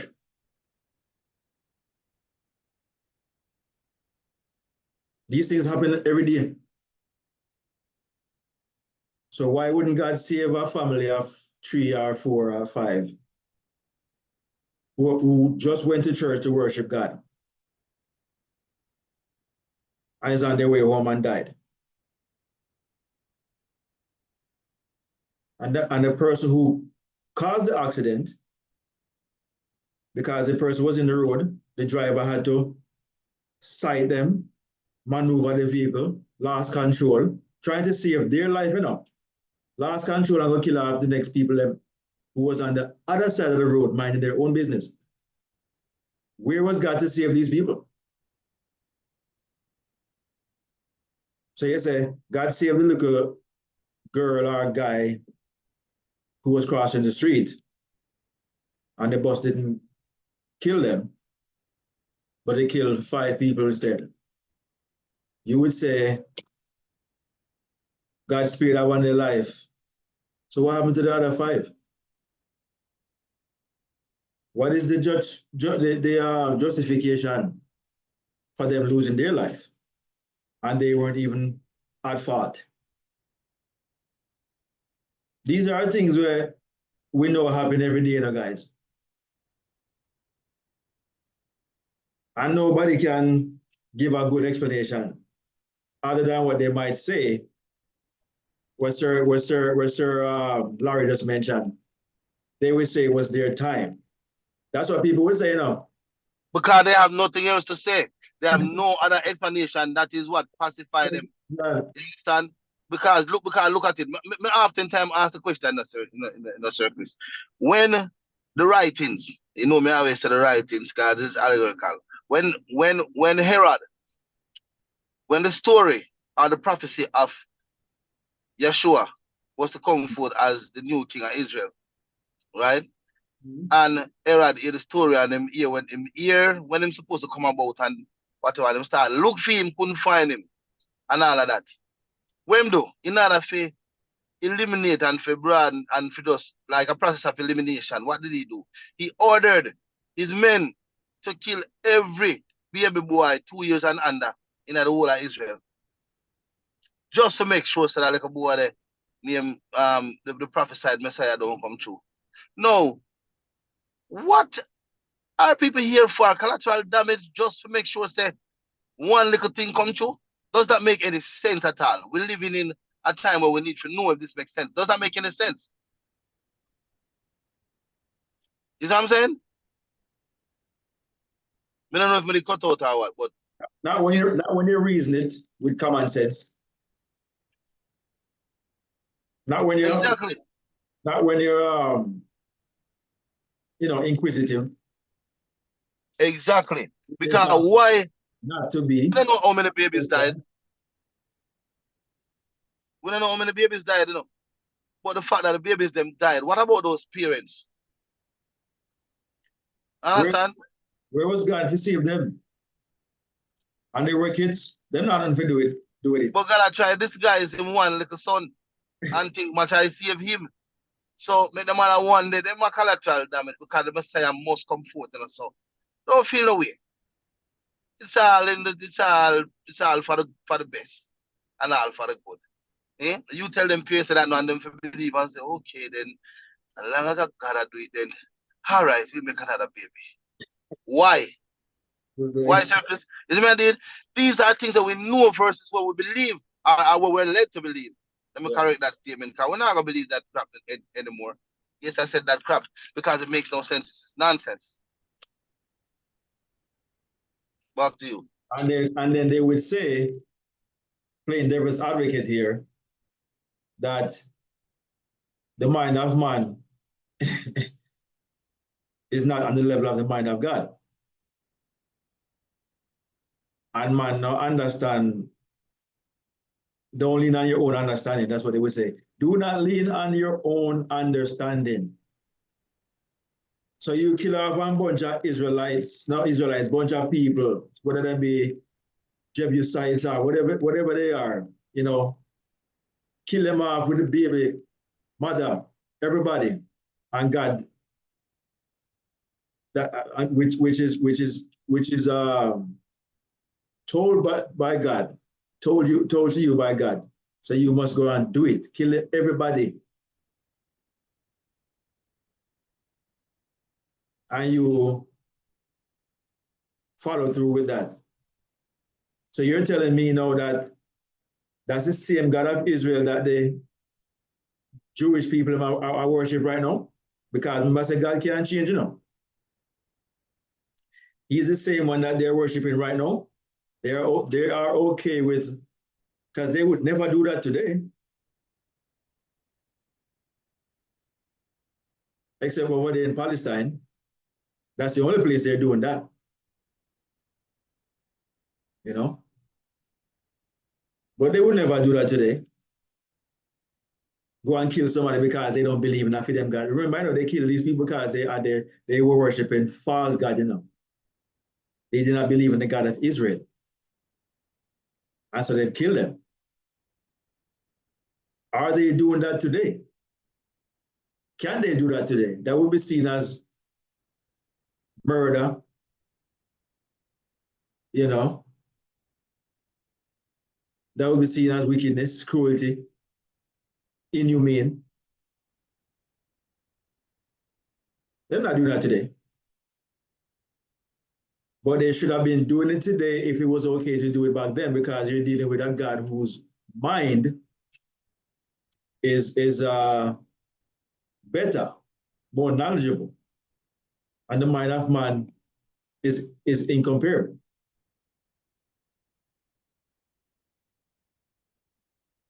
So why are they not doing that today? Inserting? Why them not do that today? Why them not do what today, sir? Why them not going and kill our people who don't subscribe to their God? I remember that's why they were killing people back then, you know. Anybody who worship a false God or does not worship the God. Them would have want do it, man, but them you think the people don't know what this thing are real. In themselves, them know they're not real now, deep in themselves.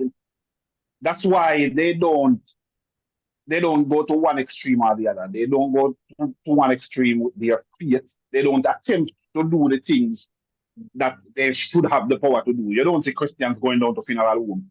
God said, y'all rise up and live. They're supposed to have the power to do that, you know. They don't do that. So they don't test it to that level. Neither do they go to the other level and go start war in the name of them God and chop you up because you don't believe in them God. They would have want to do it deep in themselves, they would have want to do it. But they know that they will go jail. Because they know that that's something that no power to protect them if they do it. They know the thing is not real. They've proven it. They ask God for basic things like a sugar and diet for them picking and not get it, man. Them ask God for that before and not get it. You know? So they know that it's not real. Everybody who is a Christian has asked God for a basic thing before. But if my father any at all, no way my daughter could have come to me and ask me for basic fear of God. There's no way, I don't care how old she is. My daughter could never come to me and ask me for fear if you go work. I'm going to bless her with that money miraculously. Because if you're not fear if you go work, that means you're not lunch money in that. So I couldn't just look for the fear. You mean you would have in your house, you're sitting them going to school without lunch money too. So if you was my daughter come to me and ask me for fear if you go work, to provide a way, that you have fear if you go work next week. Then we go provide a way in a miraculous way, make sure you get way more than that. I'm your father. Them know it's not father not out there do. Them know. Them test him before and prove them is no father. In desperate times, we are talking about these religious people have tested this God and know that it is not there to respond. They know that. So they don't truly believe it. They are fearful of what if it is true. Because it was nailed in them consciousness so young. They are fearful that what if it is true. So they remain faithful or they don't remain faithful. They protect pretend as if they are faithful to it, just hanging on. They're not really in it. If you look on them life with beyond the cameras, when no eyes not upon them. No, no, Christian. Christian where? Have you ever met a Christian? What he rejects at what did he pass? On a serious note, we can talk about it as a public thing out there. Why is he at the path? You are the apostle, and you yourself a title, my brother. You are the apostle unto the nations, unto the children of Israel who said, remove and separate yourself from them. Why are you at the path?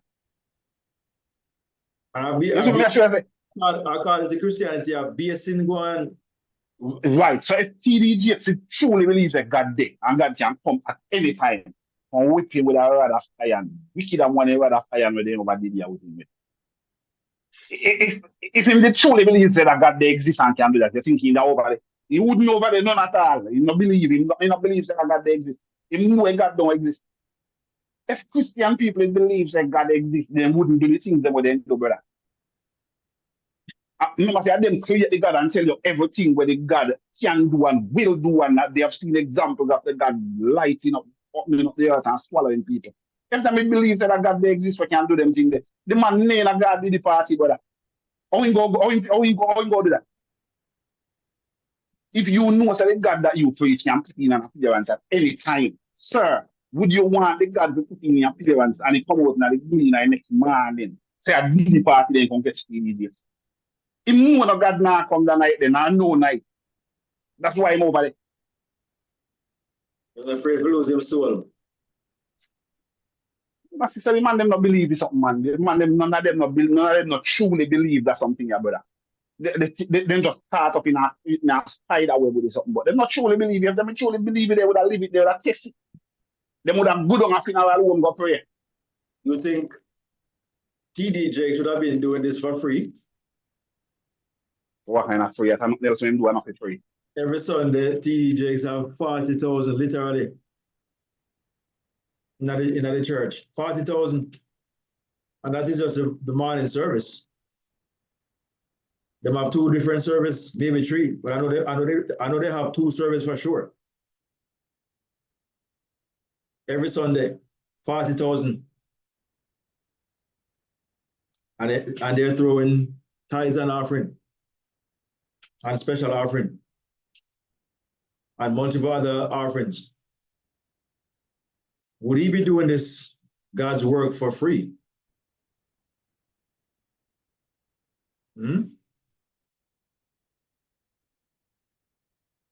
Explain why God hardened Pharaoh's heart.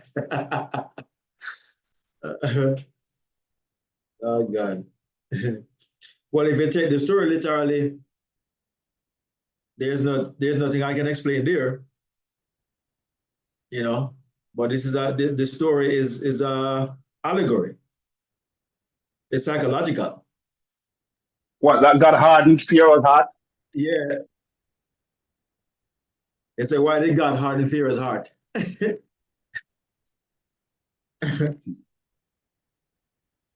You know, remember these people don't exist. So what is the principle there? What are they trying to explain in hardening Pharaoh's heart? Who does Pharaoh represent? Pharaoh is your flesh state. He's the king of Egypt. Pharaoh is the conscious mind. You know? And believe in multiple gods. Those multiple gods could be your 5 senses. You know? I believe in the God of Israel, who in this case is the subconscious mind. You know? So the hardening of the heart is just allegorical. It is to demonstrate, you know, the conscious mind's double mind. 1 minute you're You say, yeah, man, I'm going to do it. It's possible. And the next minute you change your mind and say, no, I doubt it. I don't believe, I'm not sure. You know? When you're doubting, that is you hardening your heart, hardening your, your consciousness. You're not in congruence with the desire that you have in mind. You're not aligned with it yet.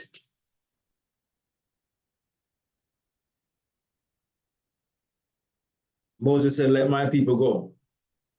Those people are your thoughts, your desires, your ideas.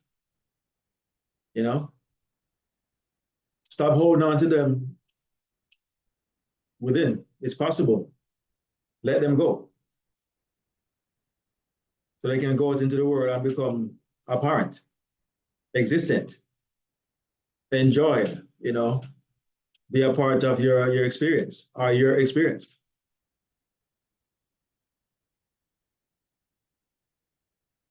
These people had to go across the water, which is symbolic to consciousness. There's always a crossing over. It is in the New Testament, they call it the Passover. The Old Testament, the crossover. Same thing. The crossing from one side to the other, heading to the land of milk and honey, the land of Canaan, the promised land.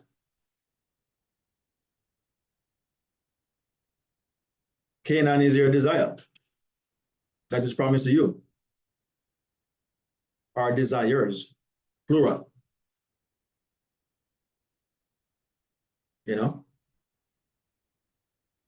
They're promised. So you're always headed there. It's always a transition, a journey in your awareness, getting to things. But every now and then, because you rely on your five senses, multiple gods, you're seeing why this doesn't look possible, Something happened, and you're somehow no longer believe, no longer subscribe to the power within you. You start to try to find another way, try to believe in a God in the sky, or go back to church, or all these different things. Become a Christian again, and you're wishy-washy. You're double-minded. You're walking on the fence. You're not casting your net to the right side, right thinking. You are eating from the tree of the knowledge of good and evil, rather than the tree of life. So that's a good question, Sir Larry. Why would God harden Pharaoh's heart? We will probably talk about that another time, really. But just know that Pharaoh is the king of Egypt. Egypt is the land of bondage. Egypt is your body. And your conscious mind and the body are one. Everything you think to do consciously, the body reacts to it and does it. You control the body. You're the king of the body, the conscious mind. It obeys the body.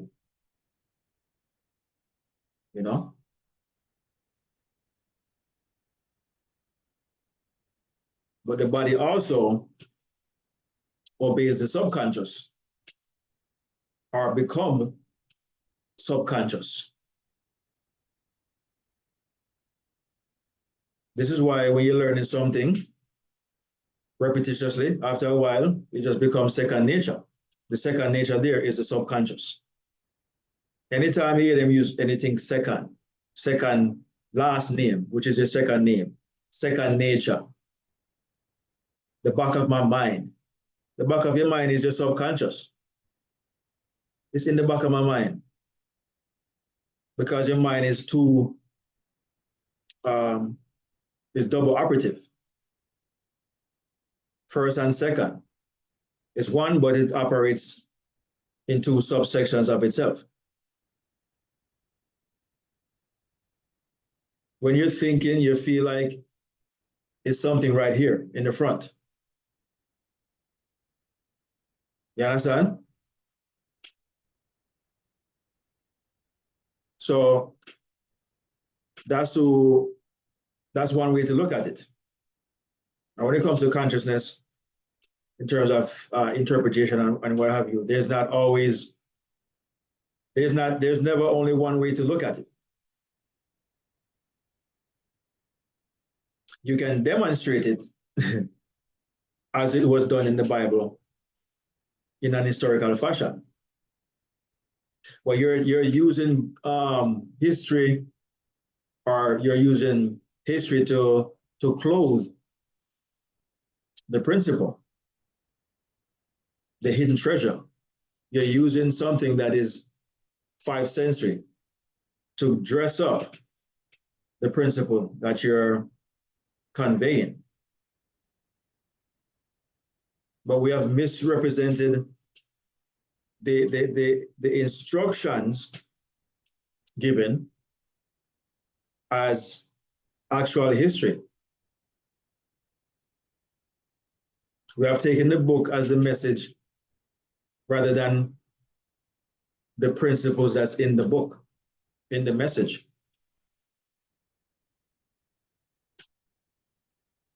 We subscribe to the names of the book rather than their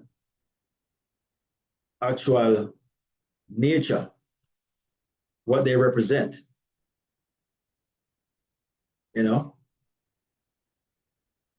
So what I always tell people is to look up the names in the Bible, stop just talking about them, look them up look up the names of the Bible in on your phone or a tablet or whatever. Just look it up on Google and learn what the names mean.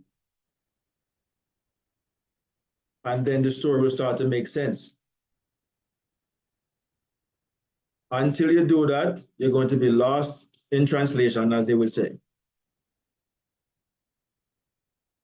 When you know, you operate with understanding.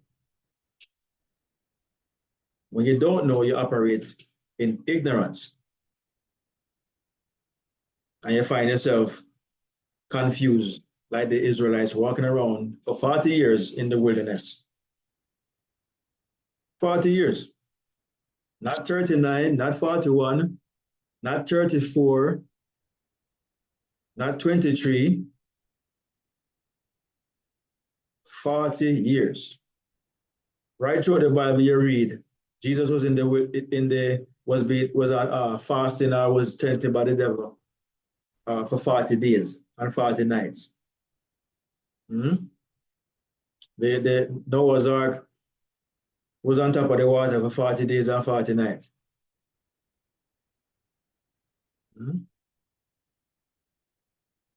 Oh, we can't see these things. When we are no grown people and can read for ourselves, why we not see it? Why we can't make the correlation? Why are we buying into something that is obviously telling you of a principle about yourself, about your mind, and not about some historical event, such as this David and Goliath?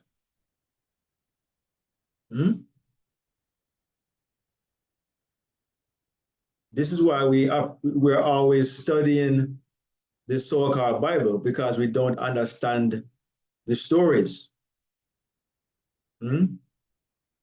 That in itself should tell you, if you're trying to understand a story, then what you're reading or heard, that cannot be the message. Because whenever you're trying to comprehend something, as in the subject reading, or comprehension. What you read is not what the story is saying. It is telling you something other than what you're reading. And you're asked to tell what you get from the story. We don't want to hear about the names and what the person did and so on and so forth. What did you get from the story? What is the story telling you? So if you're trying to understand something, it is obvious, should be obvious, that what you read or was told cannot be the message. Because it should be plain and simple. Plain and simple. Hmm? So that right there should tell you. I am to use common sense. I am to be critical. I am to be,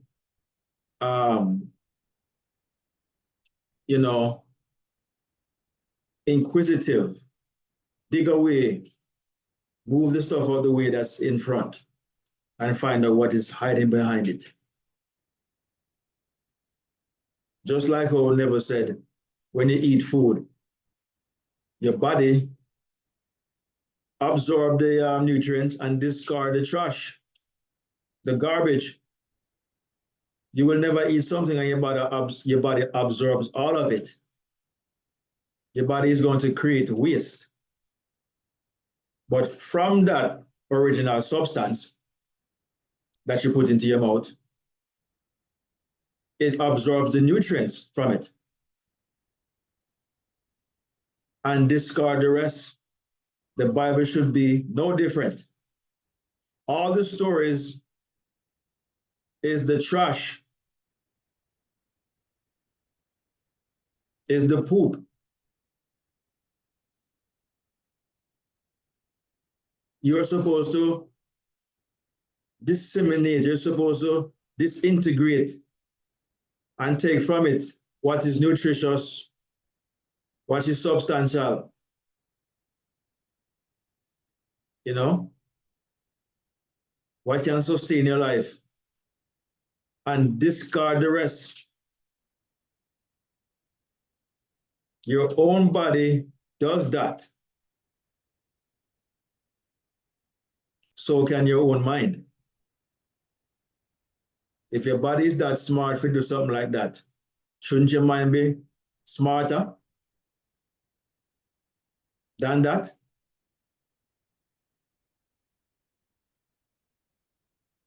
So the Bible is the food that the mind eats, but it is supposed to take from what it reads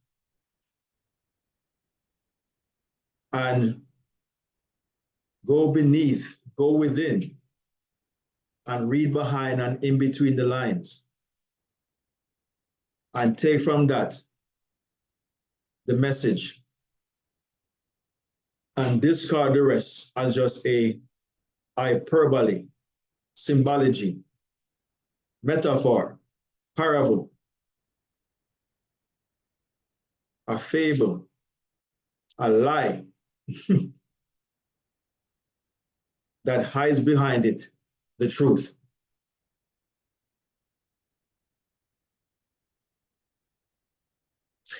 David and Goliath is not about two people. David and Goliath is about you. You, the individual, all of us. David represents the beloved consciousness within you. The Bible tells you David, God says David is a man after my own heart.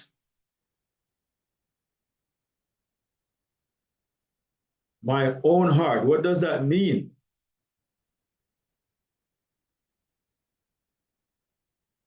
If you have a child, isn't that child of your own genes, your own makeup? If you do an examination between you and this child, wouldn't you see that your DNA and the child matches? Wouldn't your eye tell you, say, that's my son, that's my daughter? You can see yourself in your child? Hmm? The child is a replica of you. Using this description, you know, your son is a man from your own loins. It came from you, from out of you. That's why him look like you, talk like you, walk like you, all these different things.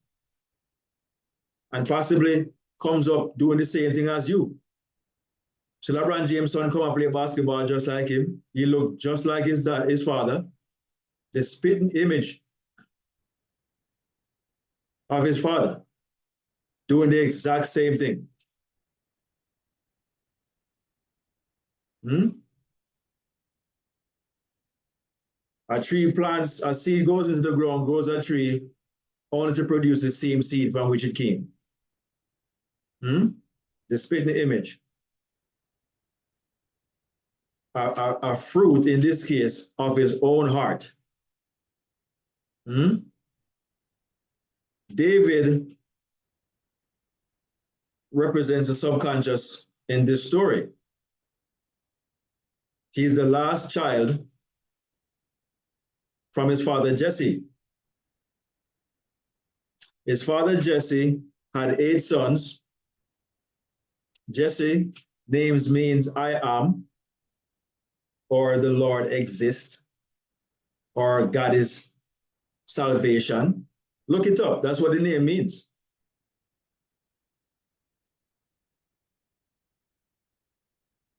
That's what it means.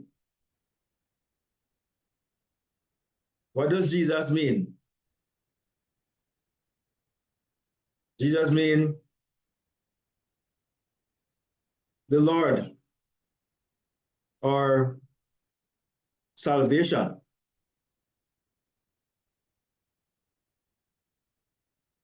Same meanings as Jesse.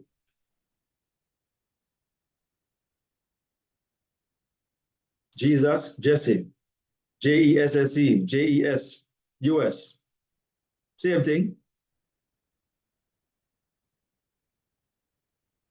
Jesse is a foreshadowing.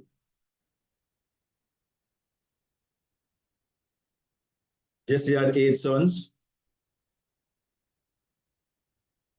In the Hebrew name of God, Yod-Heh-Vav-Heh, when you add up all of the the numbers within the name, the Yod, the 2 A's, and the Vav, and break it down to its simplest form, it equals 8.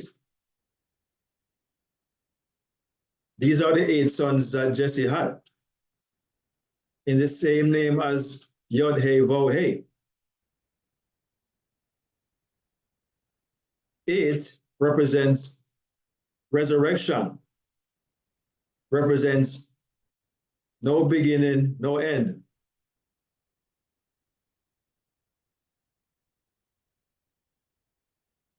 You know?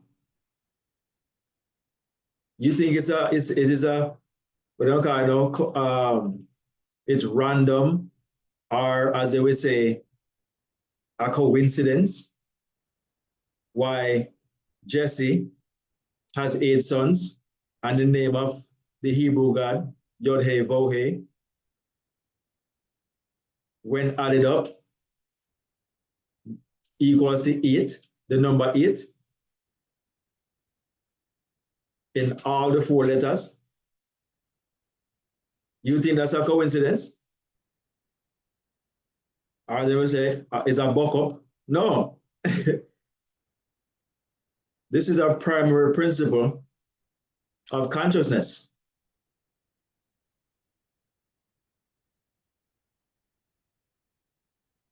You understand? Primary principle of consciousness. And I have some other information that goes into deeper details about these numbers pertaining to Adam and Eve and Adam and this Hebrew God and all these different things.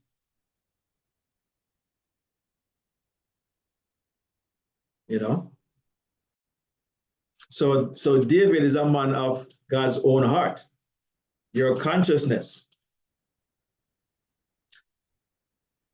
the whole, the totality of consciousness is fragmented into the many sons who are all the sons of his own heart. All the sons of consciousness, which is all the subconscious mind, these are sons, are children, are a child, in this case, of consciousness's own heart. You are equal to this awareness in principle.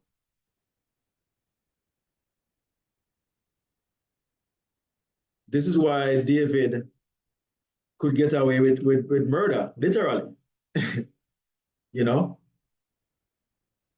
because everything he does is within consciousness. Consciousness is the creator of both good and evil, all knowing. So whatever you do, you're doing it from from the knowingness of consciousness itself. Everything you do is already known. You cannot do anything that is void of your own consciousness. It is virtually impossible. So there's nothing done that is not known or that doesn't exist. Nothing can be done that does not exist within consciousness itself already. You know?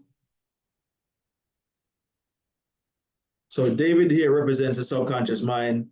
Goliath represents your five senses, represents the body, represents the outer world, represents the belief in a God in the sky, a God separate and apart from yourself. If you believe in anything besides yourself, you are being Goliath.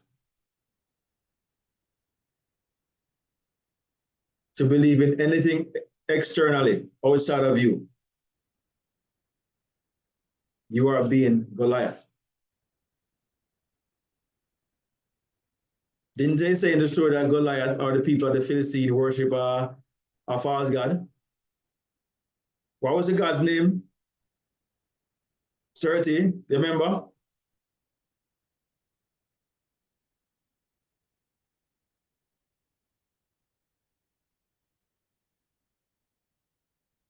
They were worshiping false god.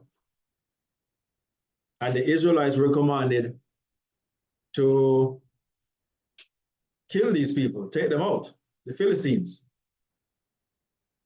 because they worship false god. False god is simply the belief in any other person or thing besides yourself.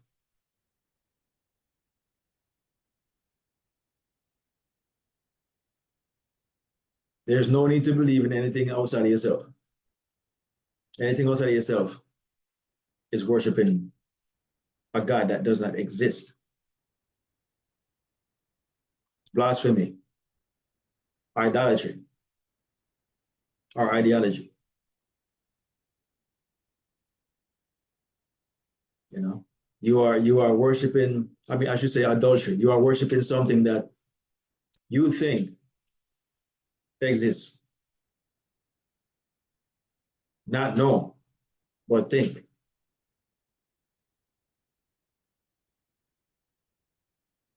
So the story here with David killing Goliath is you destroying all these false beliefs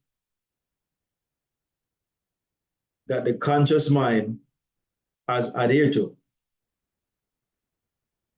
That there is a God in the sky, that God soon will return to judge everybody, that there's going to come a day when we're going to go to even heaven or hell. All these things have to be discarded, just like how your body disseminate between the substance of the food and the garbage from the same food.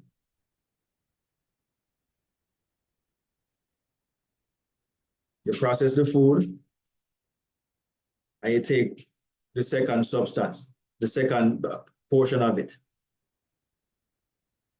That is the nutrient. What you don't see, what's within all the garbage that's there. It's the same thing with consciousness. Something that you consciously read should not be taken at face value. You should learn how to disseminate, learn how to decipher, learn how to read in between the lines, and throw away the story on the surface. It's meaningless if you see it as the principle that they're trying to teach you. It's meaningful if you see it as just the message used to convey the principle.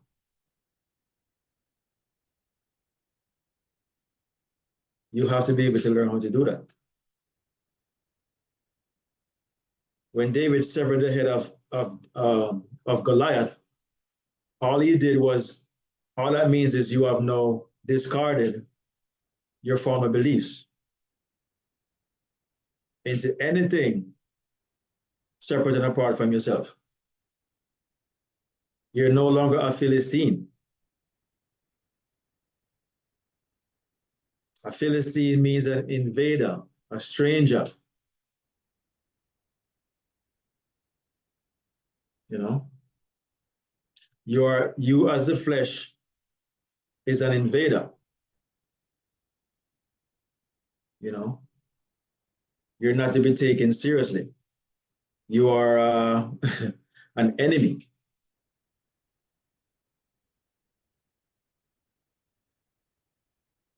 That's all these words were written as to convey that type of message. It wasn't written for you to take it literally, take it real. You know, when you go back and read the actual story of David and Goliath, the entirety of it, once you know what we're telling you now, it will start to make more and more sense. You will see it. You will see it in his father's name, Jesse. You will see it in his name, because he's beloved. He's the anointed one. Remember, he was anointed by Samuel to become king of Israel, meaning king of his thoughts, of his desires. You are no longer Saul, who was the first king of Israel. Saul also represents your body. There's always, in the stories, they're always depicting somebody ruling over Israel. Always, you know.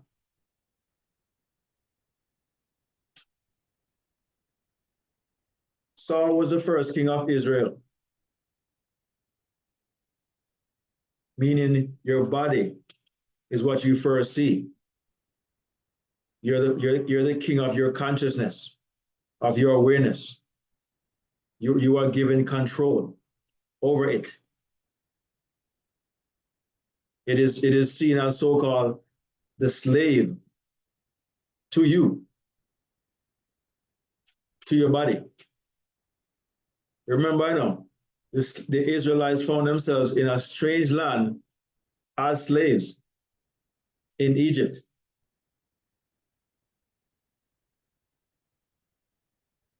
Found themselves as slaves in Egypt, in a strange land.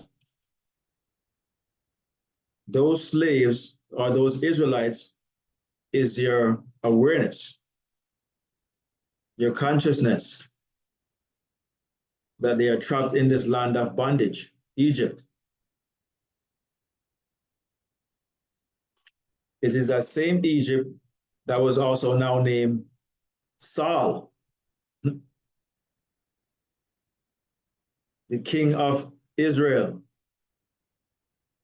ruling over Israel, until David, the son of Jesse, a man after God's own heart. Jesse means the Lord exists.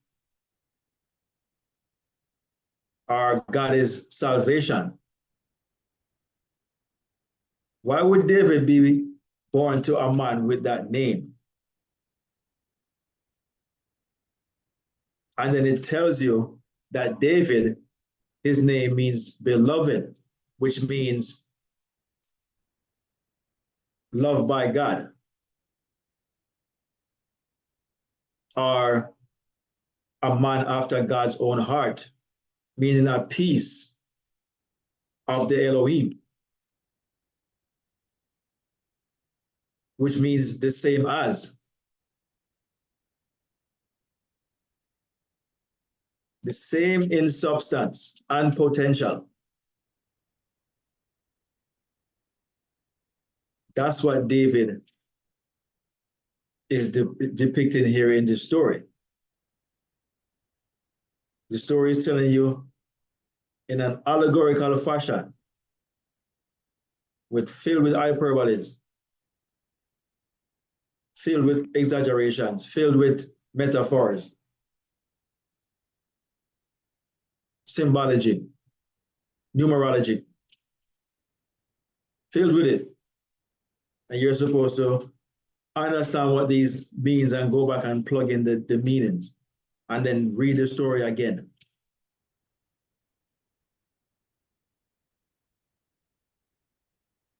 Saul asking David, whose son are you? David said, I'm the son of Jesse, the Bethlehemite.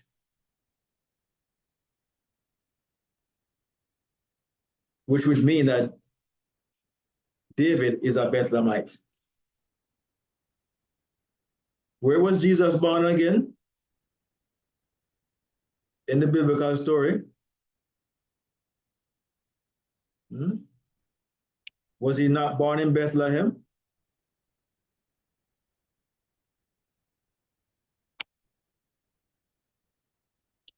Was he not named Emmanuel? Which means God with us.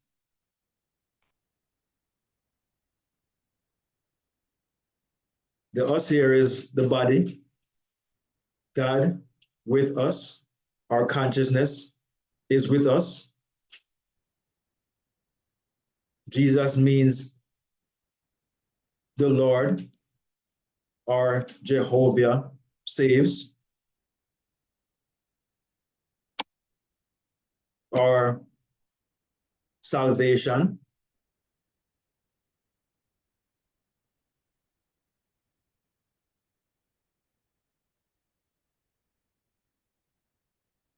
So when you read the Bible like this, you will see that these are the stories that changes form like water,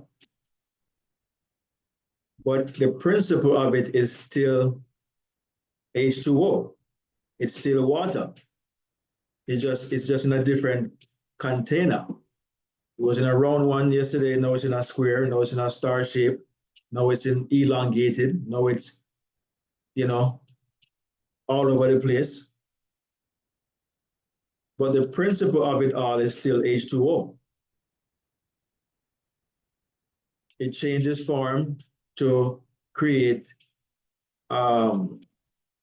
different views, different viewpoints, different roads leading to the same destination. Isn't that how we've built our lives around this world, on this earth? We have one destination with multiple ways of getting there, multiple roads of getting there, which means that the experience will be different. But the end point is that particular destination. So The Bible is no different. He's talking about the same thing, the same principle, consciousness.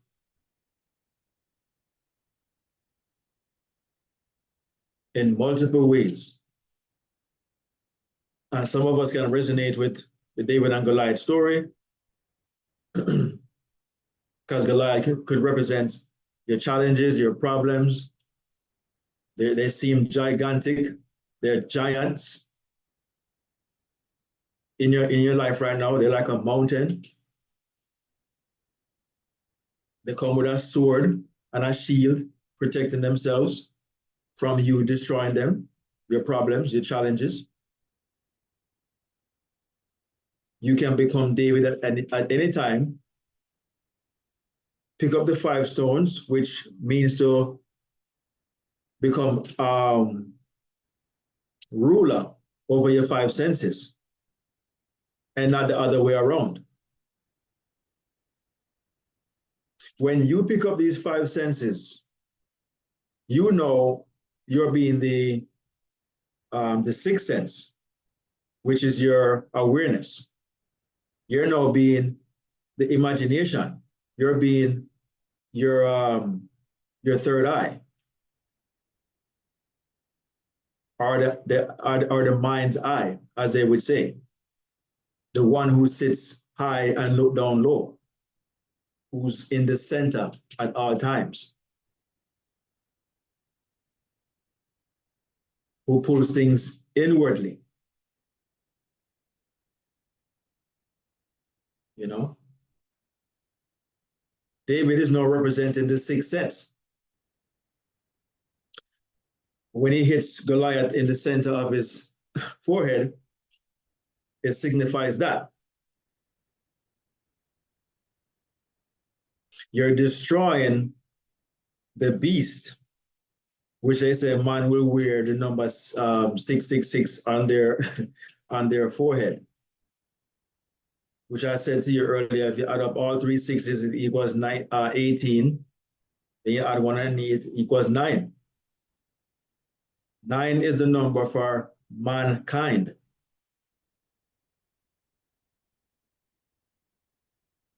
Adam is mankind. 9 represents mankind. You're to destroy that flesh state. Take control over it.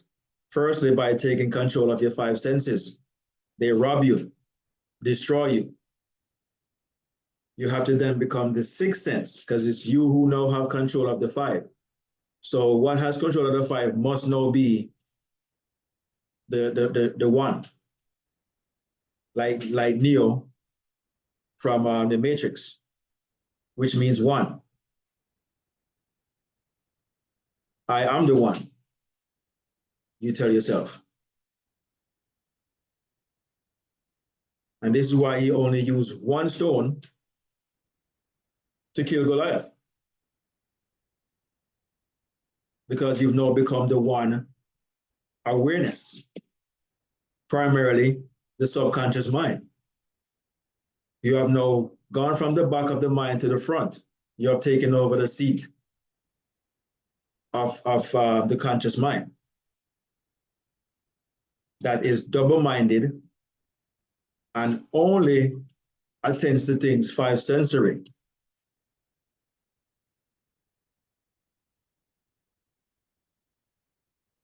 If the thing is not apparent to the 5 senses or to the conscious mind, it is not doable, it's not real, it's not possible.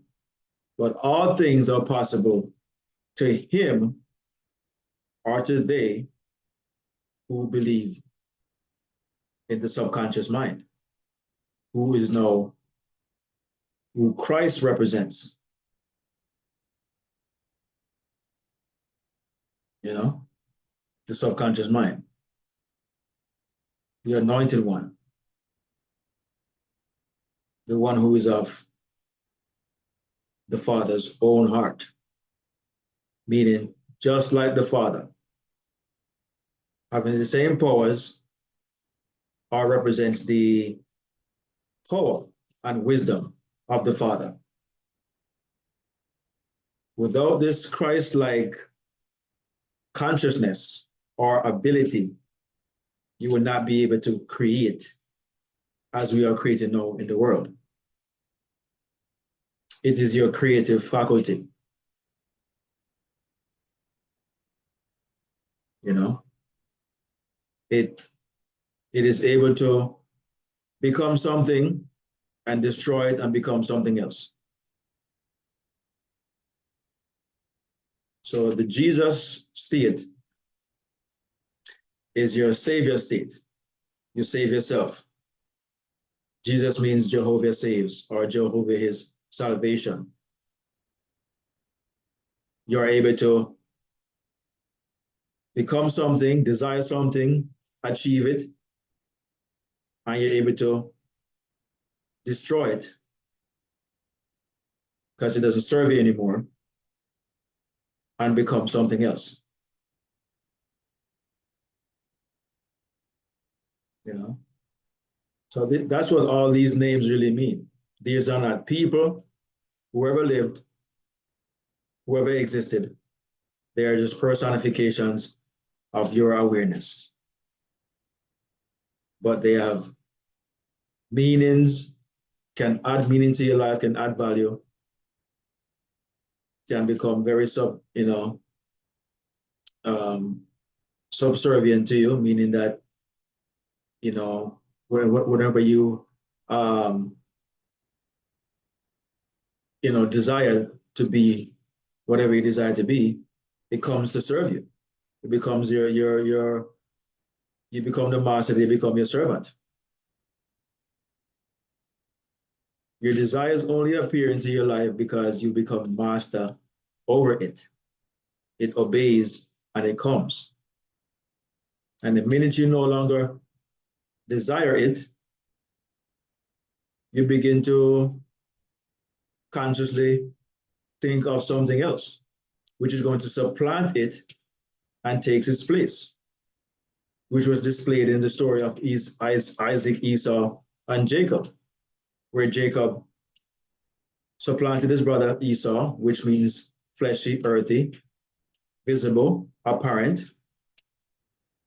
But he supplanted him to become now the one who is blessed by the Father, meaning to become the new state of being. You know? The stories are showing you so many different ways how to work consciousness. And that was one way to do it in that story, to supplant your old self, your old beliefs, the former state, and become the new state. And in this case, become leader of all your states. You've now become Israel, meaning to act as God, meaning to rule as God, to call things into being. You know, anytime you desire them to be. It was an amazing book, amazing ideas, amazing stories, written as if it was history, but it's not to be taken literally or as history. If you do that, you're going to be lost like a sheep. You know, you didn't talk about a lost sheep, because the shepherd, who's supposed to be you, does not understand how to, manipulate your consciousness rather than your consciousness manipulating you. You should know how to give it definition, form, and create what you desire. If you cannot do that, then your consciousness has become a lost sheep, because you're supposed to be the shepherd watching over it, giving it definition and form and meaning. And if you allow a lion to come, or a bear, in the story that we talked about earlier,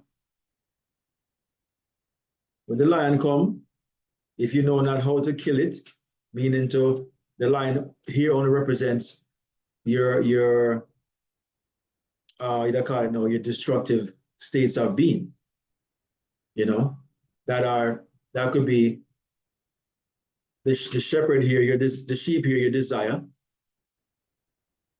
What is your desire? To double your income, to travel the world, to go to one of the 8 wonders of the world or 7 wonders of the world. You know, that's your sheep. But then you look in your bank account, you look at your circumstances right now, you got so much going on. That's the lion that has now come to take the sheep.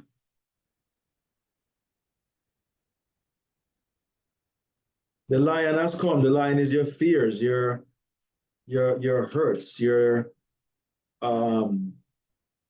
disappointments, doubts, failures, you know, jobs that you've lost, all the relationships, everything at once. These are all the things that you hold on to. These are the lion or the bear that has come to take your sheep, your desire, that you are now desiring. But they have come to take it from you.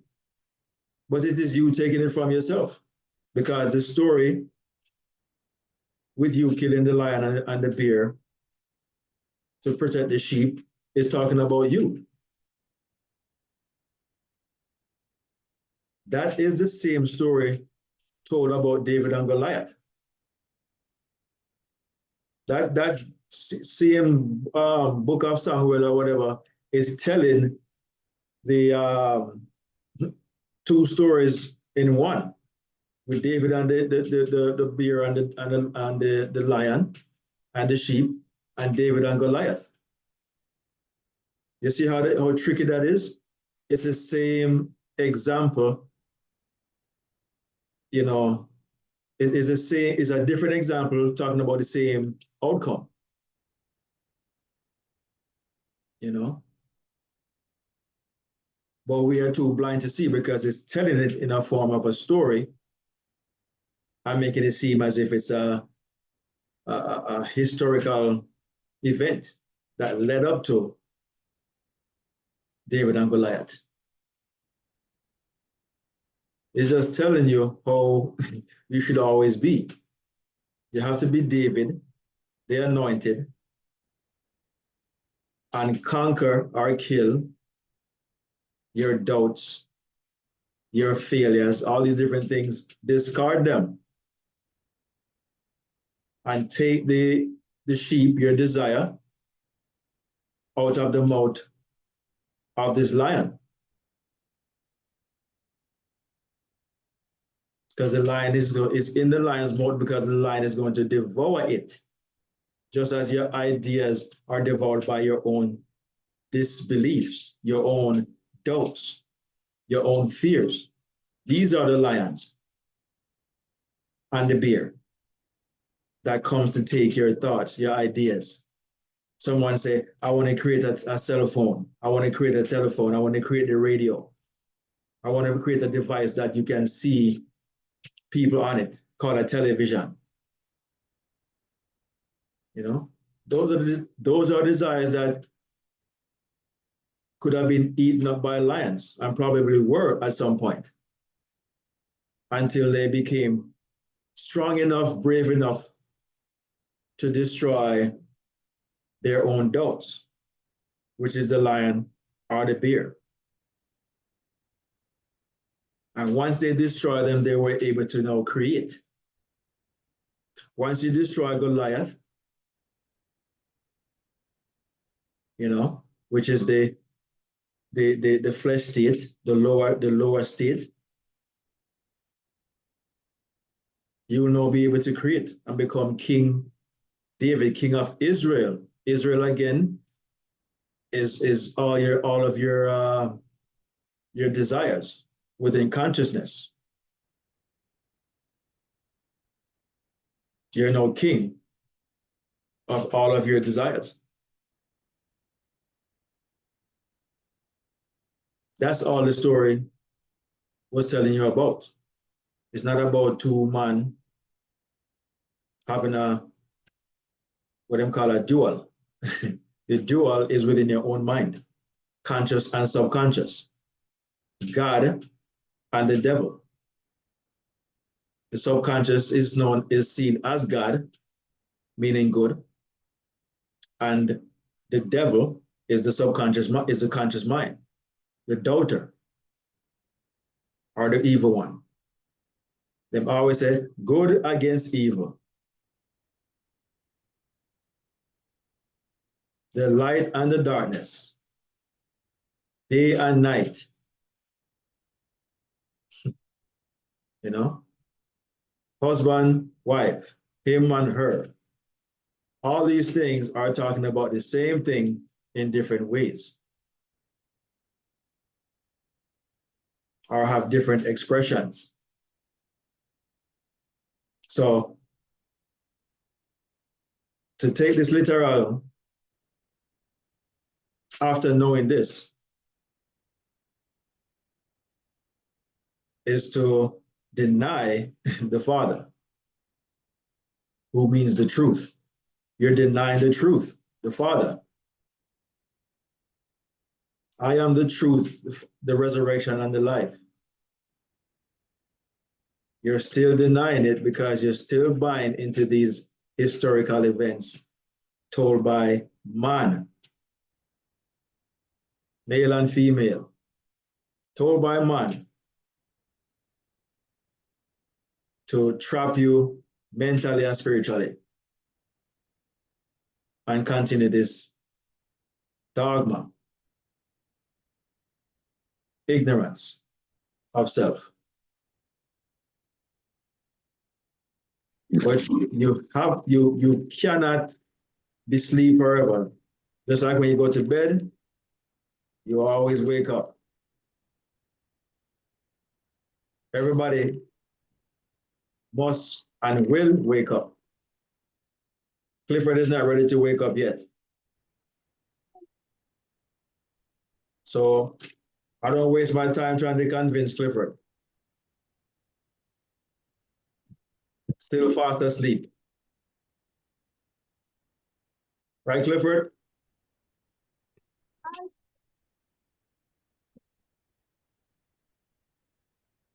Clifford. Like his big now work. Are you there, sir?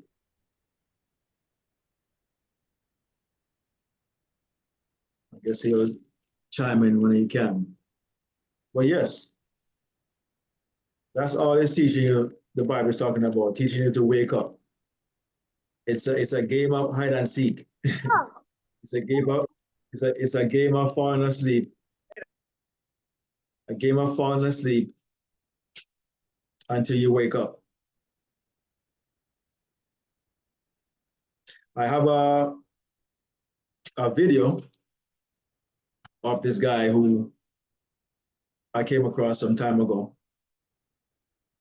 And he talks about this David and Goliath. I'm going to post it in the room. You really want to give that a really good listen, because he's going to break down so much. And he's in a church teaching this to people. Church-like settings.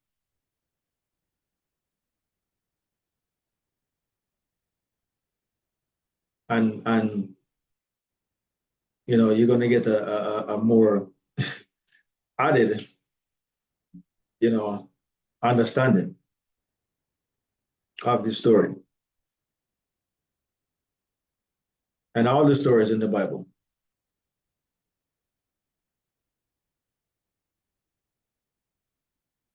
You know, so I'll post it shortly when I post this. You guys can see it and listen to it. Very powerful stuff.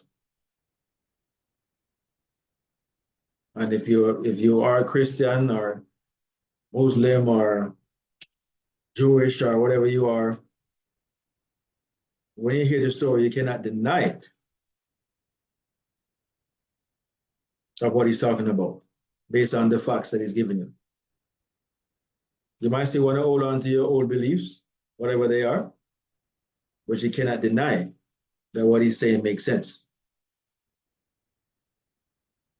What you've been struggling with, though, is buying into what you have come to believe, that it makes any sense. Everybody struggles with that because it just doesn't add up in the way we've been told about it. You know, so I'll post that tape. You guys can have it to listen to for the rest of your day and stuff like that. But David and Goliath, you know,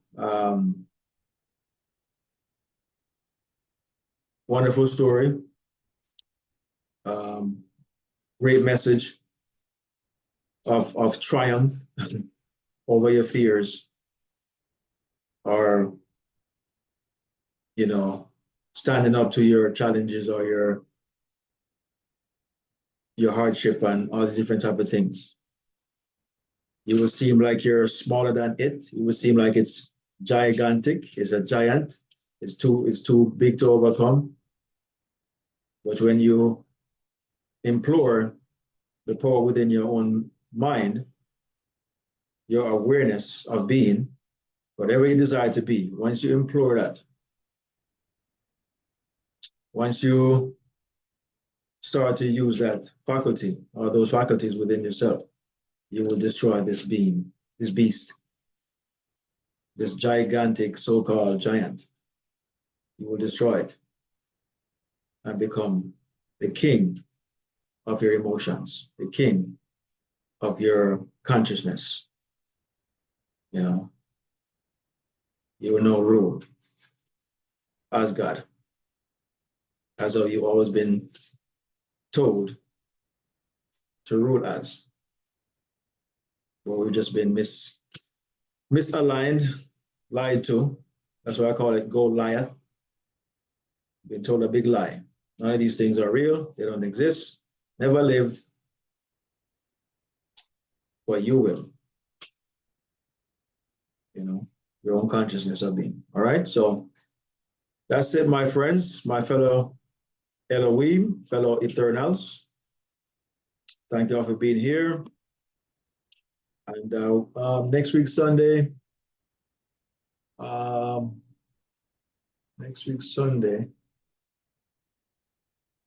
yeah, I will not be available next week, Sunday. Not sure if Sir T is going to be or what he's going to do, but taking a trip to Jamaica shortly this week, the end of this week. And, you know, so I won't be available that following Sunday. I would be in Jamaica. But the following Sunday, I'll be back on. Okay, so just missing next week, Sunday.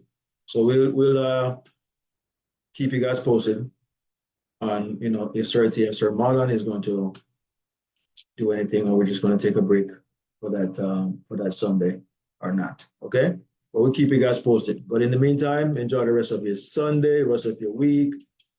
Hope you guys had some better understanding of this story, David and Goliath, and can use it to your advantage psychologically. Bless up on yourself. Love you guys. Peace and love. Over and out.